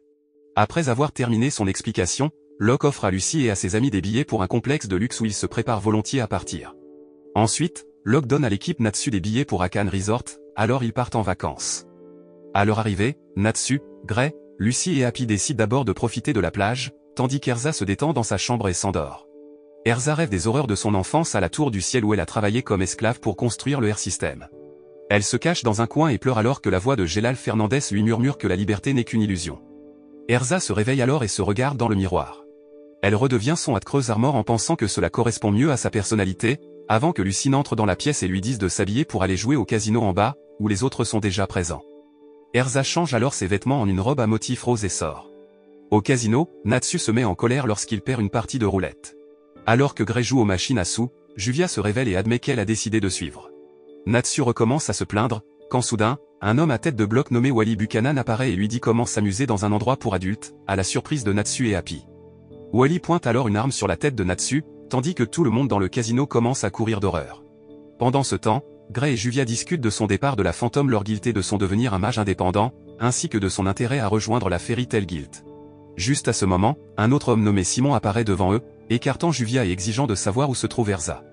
Au même moment, Erza joue à un jeu de cartes, quand soudain l'un des amis d'enfance d'Erza, Shaw, entre pour faire tourner les positions du croupier. Erza regarde Shaw, choqué de le voir. Shaw remarque que cela fait un moment qu'ils ne se sont pas vus, mais Erza est toujours surprise de voir que Shaw est en sécurité. Pendant ce temps, Simon demande à Gray où se trouve Erza une seconde fois. Juvia apparaît soudainement prête à attaquer sous sa forme aquatique, avec l'intention de protéger Gray et de lui faire gagner du temps pour aller trouver Erza. À ce moment-là, Simon apprend, à travers son casque, qu'Erza a été retrouvée, alors il utilise son sort Dark Moment pour aveugler Gray et Juvia et s'échapper. Dans l'obscurité, Natsu se fait tirer dans la bouche par Wally, et un coup se fait entendre dans tout le casino. Lorsque la lumière réapparaît, Shaw est parti mais réapparaît derrière Erza et lui montre sa carte magique en affichant les personnes piégées à l'intérieur de son jeu de cartes par son sort de conversion de cartes, remarquant qu'il a également appris à utiliser la magie. Au même moment, une autre des anciennes amies d'Erza, Miliana, une femme ressemblant à un chat, miaule et utilise son tube Nekozoku pour attraper Lucy, malgré les protestations d'Erza sur le fait que Lucy soit une amie. Shaw trouve cette remarque insultante, disant qu'il pensait qu'ils étaient amis aussi, jusqu'à ce qu'Erza les trahisse. Wally se réanime alors là où se trouvent Shaw et Miliana et dit à Shaw de se calmer tout en complimentant la beauté d'Erza. Simon apparaît également alors que Lucy tombe au sol, les mains et les pieds liés. Lucy demande à Erza pourquoi ils appellent tous sa sœur, et elle répond qu'ils sont de vieux amis, ce qui pousse Wally à pointer son arme sur Lucy, au grand choc d'Erza. Wally réanime sa main derrière Erza et lui tire dessus avec une balle endormie à la place. Alors que Simon attrape Erza, Lucy se débat dans sa position pour récupérer Erza, mais Miliana remarque qu'elle sera de la nourriture pour chat dans quelques minutes. Shaw s'exclame alors qu'Erza reviendra à la tour du ciel, où Gélal attend son arrivée. Après le départ d'Erza et de ses anciens amis, Lucy tente d'invoquer Cancer mais ne parvient pas à atteindre ses clés, lorsqu'elle est soudainement poussée par un couteau appartenant à quelqu'un à l'intérieur des cartes de Shaw. Il finit par lui couper les cordes et l'homme est récompensé par un baiser. Une fois libérée, Lucy court vers Gray mais quand elle le touche, son corps se brise en morceaux, la faisant paniquer, jusqu'à ce qu'il s'avère être un clone de glace. Juvia se lève alors et laisse Gray sortir de son plan d'eau, où elle le cachait, obtenant une réaction effrayée de Lucy. Gray enlève sa chemise et demande où est Natsu, mais le souffle de flamme caractéristique de Natsu apparaît au loin, avant qu'il ne commence à crier à quel point il était impoli pour quelqu'un de tirer dans sa bouche. Natsu sort du casino en courant, voulant se venger de Wally, suivi de tous les autres, car Natsu a un sens aigu de l'odorat et peut les conduire à Erza. Pendant ce temps, à la tour du ciel, Gélal est assis sur son trône alors que l'un de ses subordonnés, Vidaldus Taka, entre, rapportant qu'Erza a été capturé avec succès. Gélal rit tout seul et dit à Vidaldus pourquoi il n'a pas tué Erza, c'est parce qu'Erza allait être le sacrifice à la tour. Sur le navire de Shaw, Erza est attachée à un poteau, et pendant que tout le monde dort, Shaw rend visite à Erza et elle demande à être libérée, mais Shaw refuse d'obliger. Elle a ensuite du mal à se libérer mais Shaw lui dit que c'est inutile parce que les cordes de Miliana peuvent sceller Magic, mais Erza le corrige en disant qu'elle veut juste équiper son armure pour qu'elle puisse se sentir plus en sécurité. Shaw lui dit qu'elle a l'air bien dans ce qu'elle porte, puis il serre Erza dans ses bras, lui disant qu'il n'a jamais voulu faire tout cela, mais c'est de sa faute d'avoir trahi Gélal. Erza se souvient alors de ses vieux amis et de son évasion, inquiète d'être capturée et potentiellement torturée, et que Gélal était celui qui leur a donné le courage de continuer. Au même moment, Gray, Juvia, Lucy et Natsu se rendent en canoë à la tour du ciel. Gray pense qu'ils sont perdus et que Natsu est malade à cause du transport comme d'habitude, bien qu'ils comptent tous sur son nez. Juvia exprime sa surprise qu'Erza ait été vaincue, ce qui irrite Gray car il refuse d'accepter qu'elle est perdue, jusqu'à ce que Lucy lui dise de se calmer car ils ne savent pas grand-chose sur Erza. Bientôt, ils voient la tour devant eux et continuent de naviguer vers elle. À leur arrivée, Natsu et ses compagnons pensent qu'il y a trop de gardes pour entrer, alors Juvia leur recommande de passer par une entrée sous-marine qu'elle a trouvée. Elle produit des casques d'eau pour donner de l'oxygène aux mages lorsqu'ils sont sous l'eau, et après qu'ils aient traversé et atteint le sol. Les gardes repèrent alors Natsu et son équipe, mais ils sont facilement vaincus, puis une porte menant à l'intérieur de la tour s'ouvre pour eux. Pendant ce temps, à l'intérieur de la tour, alors qu'Erza arrive, elle est jetée dans une prison, ce qui la pousse à se souvenir de son passé monstrueux. Malgré le fait que c'était Shaw qui en avait eu l'idée, Erza accepta la punition en tremblant de peur, mais aussi en souriant, pour assurer aux autres qu'elle n'avait pas peur. Maintenant dans la même prison après des années, Shaw lui dit qu'elle y restera jusqu'à ce que la cérémonie commence le lendemain, au cours de laquelle elle sera le sacrifice pour le paradis. En apprenant le véritable plan de Shaw, Erza dit à Shaw de ne pas utiliser le Air-Système pour ressusciter le mage noir en raison des conséquences qu'il apportera au monde magique. La tour du ciel, ou la 8e tour du système de résurrection ou du système Air, est un objet magique qui permet à toute personne de redonner vie à quelqu'un qui est décédé au prix de la vie de quelqu'un d'autre. Pour des raisons de protection, la construction de la tour a été interdite par le Conseil de la magie depuis l'Antiquité. Cependant, Shaw est catégorique quant à son plan, croyant que Gélal les amènera au paradis et qu'ils régneront tous ensemble. Erza met ensuite Shaw à genoux en lui donnant un coup de pied au visage et se transforme en son armure à creuse, déterminée à trouver et à combattre Gélal. Parallèlement, le Magic Council réagit à la nouvelle apportée par Siegrin selon laquelle le Air-Système existe toujours. Ils se souviennent de l'arrêt des projets Air-Système, mais d'autres membres soulignent qu'il y avait une 8e tour qu'ils ont dû manquer et qu'elle est maintenant presque terminée. Siegrin interrompt la conversation en disant que le nom de la 8e tour est la tour du ciel, tandis que les autres lui disent de se taire et d'organiser une armée pour la battre.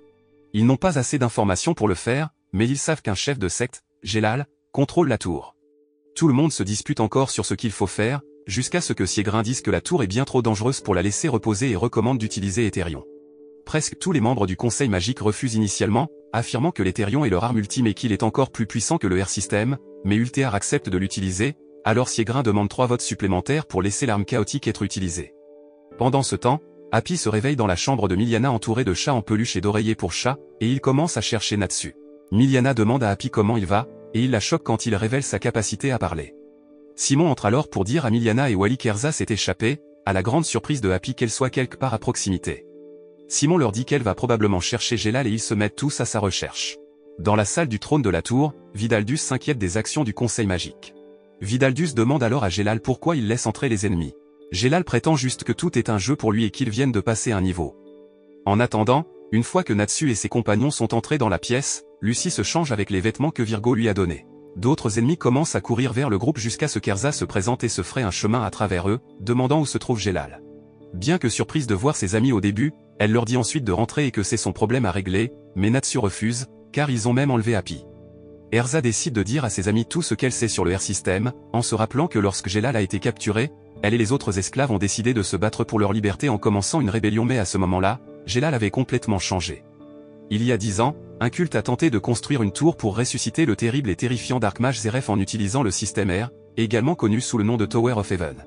Ils ont utilisé des esclaves pour le construire, et Erza était l'un d'entre eux avec Wally, Shaw, Miliana, Gélal et Simon.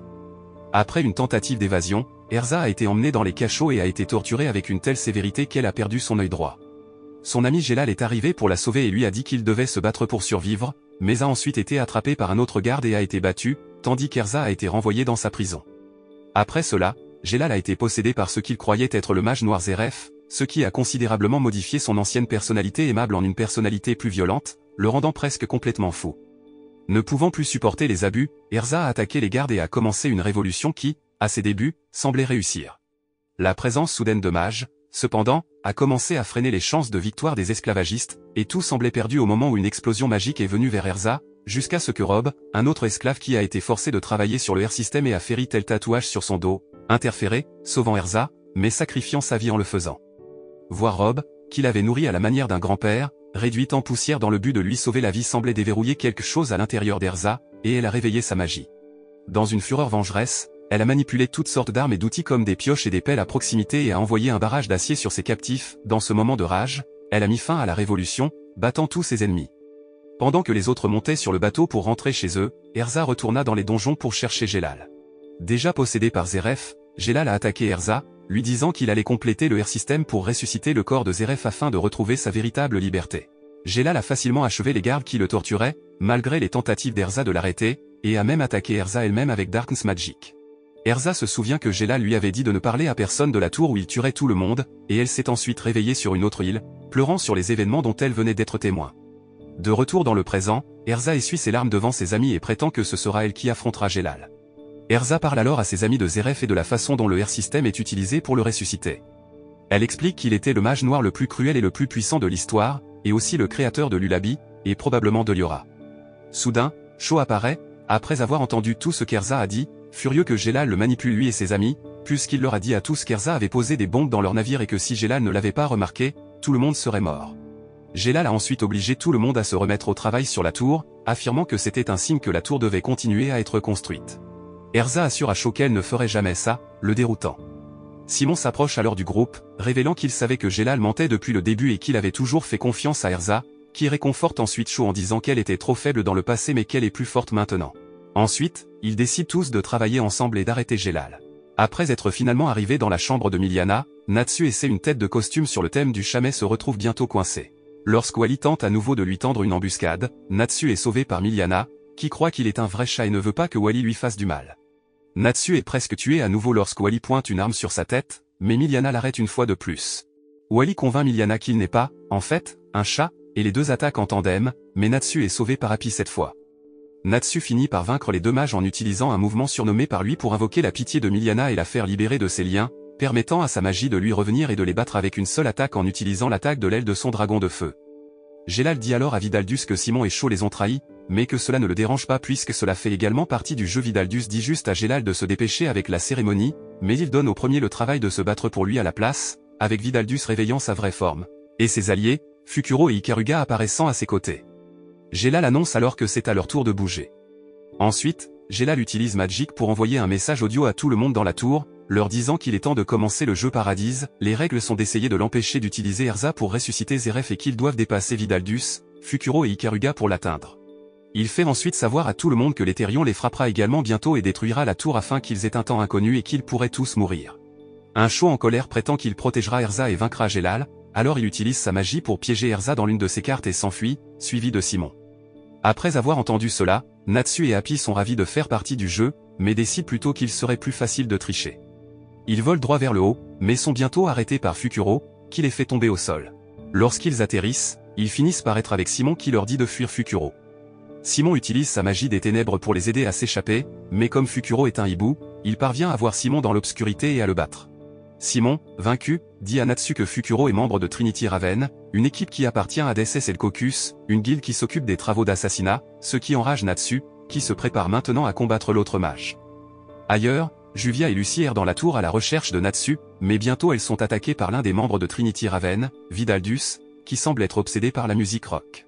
Juvia le combat pendant un moment et semble le piéger dans sa serrure à eau, mais ses cheveux absorbent l'eau à la grande surprise de Juvia. Vidaldus utilise alors sa magie et décide de transformer Juvia en son esclave. Sans aucun contrôle sur ses actions, Juvia attaque Lucy avec sa magie de l'eau, tandis que Lucy essaie de la raisonner, en vain. Juvia attaque Lucy à quelques reprises, tandis que Vidaldus déclare que s'il les transformait tous les deux en esclaves, les choses deviendraient ennuyeuses. Cependant, la véritable conscience de Juvia atteint Lucy, lui disant qu'elle n'aime pas blesser son amie, la considérant comme une malgré le fait qu'elle la voit aussi comme une rivale amoureuse, et qu'elle en est venue à aimer Fairy Tail, pensant qu'elle a s'est enfin fait des amis. Lucy sent les larmes chaudes et la tristesse de Juvia dans son eau. Lorsqu'elle sort de l'eau, Lucy décide de régler les choses en invoquant Aquarius en utilisant le plan d'eau de Juvia. Après avoir été convoqué, Aquarius commence à attaquer tout le monde, y compris Lucy. D'une manière ou d'une autre, Lucy et Juvia se donnent la main alors qu'Aquarius attaque et ils exécutent une Ison Raid pour vaincre Vidaldus. Une Ison Raid est une capacité extrêmement puissante qui permet à deux mages d'unir deux types de magie de nature similaire, créant ainsi une attaque encore plus puissante. Alors qu'ils célèbrent leur victoire, Aquarius fait une crise de colère, réprimandant la façon dont elle l'a convoqué. Juvia dit à Lucy qu'elle a vaincu Vidaldus, ce à quoi Lucy la corrige, déclarant qu'ils l'ont tous les deux vaincu. Comme tous les deux sont fatigués, ils décident de se reposer un moment et de reprendre des forces. Pendant ce temps, Gelal exprime qu'il est impressionné par les deux filles, car beaucoup de gens ont essayé d'utiliser une Ison Raid dans le passé, pour échouer, mais en déduit ensuite qu'il faut s'y attendre des amis d'Erza. Pendant ce temps, Natsu et Fukuro envoient des attaques dans les deux sens, Natsu étant déterminé à gagner cette bataille malgré l'avantage de son adversaire. Natsu fait face à des problèmes alors que Fukuro lance son missile pour l'attraper, ce qui provoque son mal des transports, dont Fukuro profite et, étonnamment, mange Natsu. Happy essaie d'attaquer Fukuro mais l'assassin, imperturbable, utilise la magie du feu de Natsu pour faire tomber Happy, révélant qu'il est capable d'absorber la magie des mages qu'il mange. En apprenant cela, Happy dit à Gray que Fukuro a mangé Natsu, et Fukuro explique que dans environ 10 minutes, le corps de Natsu va se dissoudre. Gray décide de prendre l'affaire en main et attaque Fukuro, mais depuis qu'il a absorbé Natsu, il utilise la magie du feu de Natsu pour contrer la magie de la glace de Gray. Le combat ardu entre Fukuro et Gray se poursuit, avec Gray toujours sous le feu de Fukuro, jusqu'à ce qu'ils parviennent à geler les flammes et dit à Fukuro qu'elles ne peuvent pas appartenir à Natsu, car elles ne sont pas aussi puissantes que les originales. Fukuro est impressionné par Gray's Magic, au point qu'il veut également capturer Gray. Pendant le combat, Gray se souvient de sa jeunesse. Une fois, Kana a expliqué qu'Erza était toujours seule. Par la suite, Gray a trouvé Erza assise seule et il l'a immédiatement défiée à un autre combat, mais l'a ensuite vue pleurer. Au lieu de la défier, il lui a demandé pourquoi elle était toujours seule, et elle a répondu qu'elle aimait être seule et ne se sentait pas à l'aise avec les autres, ce à quoi Gray a répondu avec colère qu'elle ne devrait pas être toute seule et pleurer. De retour dans le présent, alors que Fukuro tente de l'attaquer, Gray se fige la bouche et dit qu'ils n'ont pas le temps de s'amuser.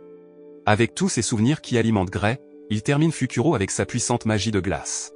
Dans le même temps, lorsque les membres restants du conseil rejettent l'idée d'utiliser Ethereum, Siegrin a recours à révéler que le but de Gelal n'est autre que de ressusciter le sorcier noir Zeref, soulignant la gravité de la situation.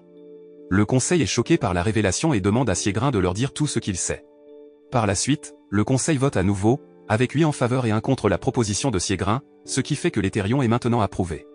Yajima, qui est contre, demande à Siegrin s'il est prêt à accepter les conséquences de son tir et toute la mort qu'il est sur le point de causer, Siegrin répondant que oui. Pendant ce temps, 27 minutes restent jusqu'à ce qu'Ethereum soit renvoyé. L'un des membres du conseil magique, un mage nommé Org, pense qu'ils ont peut-être fait une erreur en le tirant. Mais un autre membre déclare qu'ils doivent assumer l'entière responsabilité lorsqu'il s'agit de maintenir l'ordre dans le monde magique, et qu'ils ne doivent absolument pas permettre à Zeref d'être ressuscité. Dans le même temps, Gelal teste la résolution et la loyauté d'Ultear, puis mentionne que si Ethereum échoue, ils mourraient probablement tous. À leur insu, Yajima écoute leur conversation. De retour dans la tour, Sho continue de chercher Gelal et a toujours Erza piégé dans sa carte. Il rencontre le dernier membre de Trinity Raven, une femme mage nommée Ikaruga, qui le salue. Sho attaque, lui disant de s'écarter car il n'est pas intéressé à la combattre, mais elle coupe toutes ses attaques. Ikaruga attaque alors Sho pendant qu'Erza essaie de lui dire qu'il n'est pas à la hauteur d'elle. Cependant, Ikaruga attaque Erza, réussissant à trancher la carte, Erza se défendant. Heureusement, Erza réussit à se libérer de la carte de Sho, remerciant Ikaruga pour cela. Elle dit ensuite à son adversaire qu'elle devrait s'écarter de son chemin mais, Étonnamment, Ikaruga détruit l'armure âcreuse d'Erza.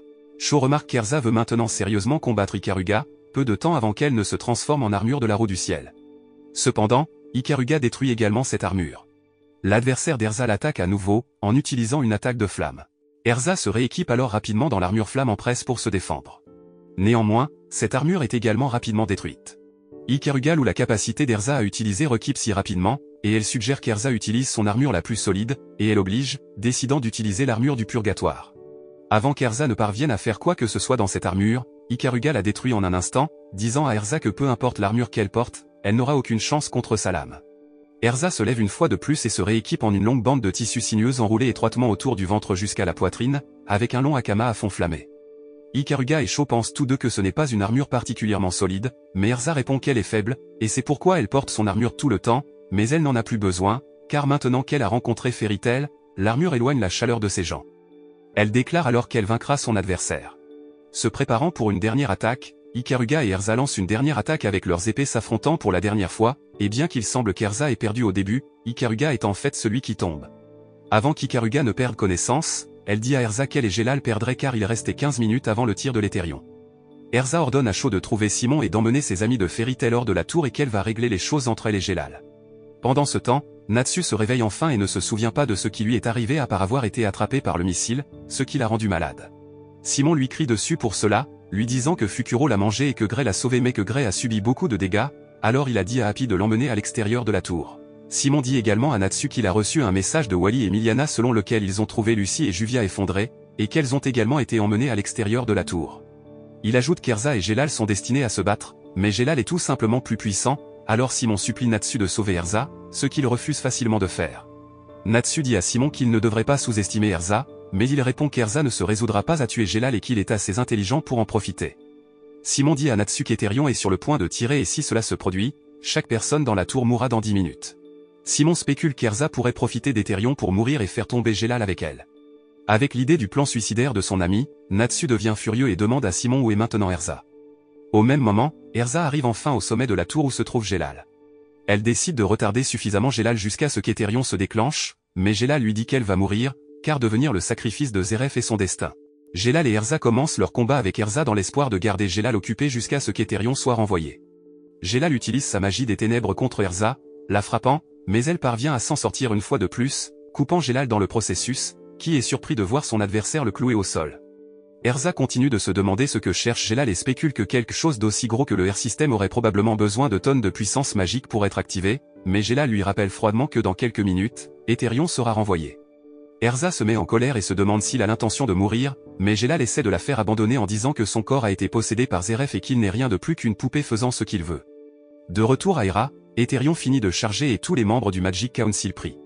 Pendant ce temps, à l'extérieur de la tour, dans le bateau de sauvetage, Happy voit la lumière, espérant que Natsu et Erza parviendront à sortir de là à temps. À la tour, Gelal avoue qu'il savait qu'il ne pouvait pas terminer le Air-System mais Zeref ne le laisserait pas s'arrêter. Il demande à Erza de l'abattre mais elle refuse et serre Gelal dans ses bras alors qu'Éthérion est sur le point de frapper la tour. Lorsqu'Éthérion frappe enfin la tour, un sourire sinistre apparaît sur le visage de Gelal. Dehors, la tour est apparemment détruite et le bateau de sauvetage à bord duquel se trouvent Lucie et les autres est pris dans les vagues jusqu'à ce que Juvia les protège en utilisant sa magie de l'eau. Cependant, les mages et les membres du conseil sont choqués de voir la tour toujours debout, Lucie spéculant que tout le monde à l'intérieur doit encore être en vie. De retour à la tour, Simon est surpris qu'il soit toujours en vie tandis que Natsu se demande ce qui vient de se passer. Pendant ce temps, Erza se rend compte que Gelal l'a trompé. En effet, il explique que la véritable forme de la tour est un lacryma géant et grâce à l'attaque du conseil, il a réussi à rassembler le pouvoir dont il avait besoin pour ressusciter Zeref. De retour à Hera, tout le monde demande des explications à Siegrin, Yajima lui criant dessus alors qu'il se téléporte. À la grande surprise d'Erza, Siegrin se téléporte dans la tour et s'unit à Gelal, se révélant être la même personne, ainsi qu'un stratagème de ce dernier pour manipuler le conseil afin qu'il renvoie Éthérion. Alors que les deux fusionnent, Gelal déclare que ses pouvoirs lui sont revenus.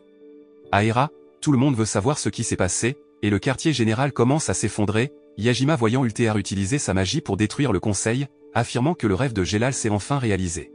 De retour à la tour, Erza tente de combattre Gelal mais il esquive facilement ses attaques, déclarant que grâce à Ultear, ses plans ont finalement été réalisés. Gelal révèle alors qu'il a utilisé un bain snake pour lier les mouvements d'Erza, qu'il a planté sur elle quand ils l'ont étreint, et que tout ce dont il a besoin maintenant, c'est d'Erza en tant que sacrifice vivant, dont le corps sera composé et décomposé dans le nouveau corps de Zeref. Heureusement, Natsu arrive juste à temps pour retirer Erza, n'ayant pas l'intention de la laisser mourir. Erza supplie alors en larmes Natsu de partir et de ne pas combattre Gelal car elle a peur des conséquences, mais Natsu est convaincu qu'il va gagner. Natsu assomme alors Erza, alors qu'il tourne son attention vers Gelal, qui lui demande s'il a aimé frapper son ami qui ne pouvait même pas bouger. Natsu répond qu'elle n'était pas elle-même et qu'il vaincra Gelal pour ramener l'ancienne Erza. Pendant le combat, Natsu a d'abord le dessus, attaquant Gelal à plusieurs reprises en utilisant ses flammes. Cependant, Gelal déclare être déçu de la force de Natsu et procède ensuite à l'attaque de Natsu. Puisque Natsu ne peut pas suivre le sort météore de Gelal, il essaie de prédire son mouvement mais ne le fait pas. Ensuite, Gelal attaque Natsu en utilisant son grand chariot, ce qui cause d'énormes dégâts à Natsu et à la tour, Gelal regrettant cette action et se disant qu'il ne devrait pas risquer la résurrection de Zeref en endommageant davantage la tour. Cependant, Natsu entend cela et commence à attaquer directement la tour, affirmant que casser des choses est la spécialité de Fairy Tail et qu'il est plus excité qu'il ne l'a jamais été auparavant. Alors que la bataille continue, Erza se réveille pour voir à nouveau Natsu se faire battre par le météore de Gelal. Natsu se moque de Gelal, le mettant encore plus en colère lorsqu'il frappe à nouveau la tour. Irrité par les actions de Natsu, Gelal lance une autre attaque contre lui mais Erza protège Natsu et demande à Gelal s'il va également la tuer, car elle est en fait nécessaire pour le rituel de résurrection. Dans l'intention de protéger Natsu, Erza se prépare à attaquer de front, mais de manière choquante, Simon se place devant eux pour les protéger. Simon avoue son amour pour Erza puis meurt dans ses bras, faisant pleurer et crier de tristesse Erza.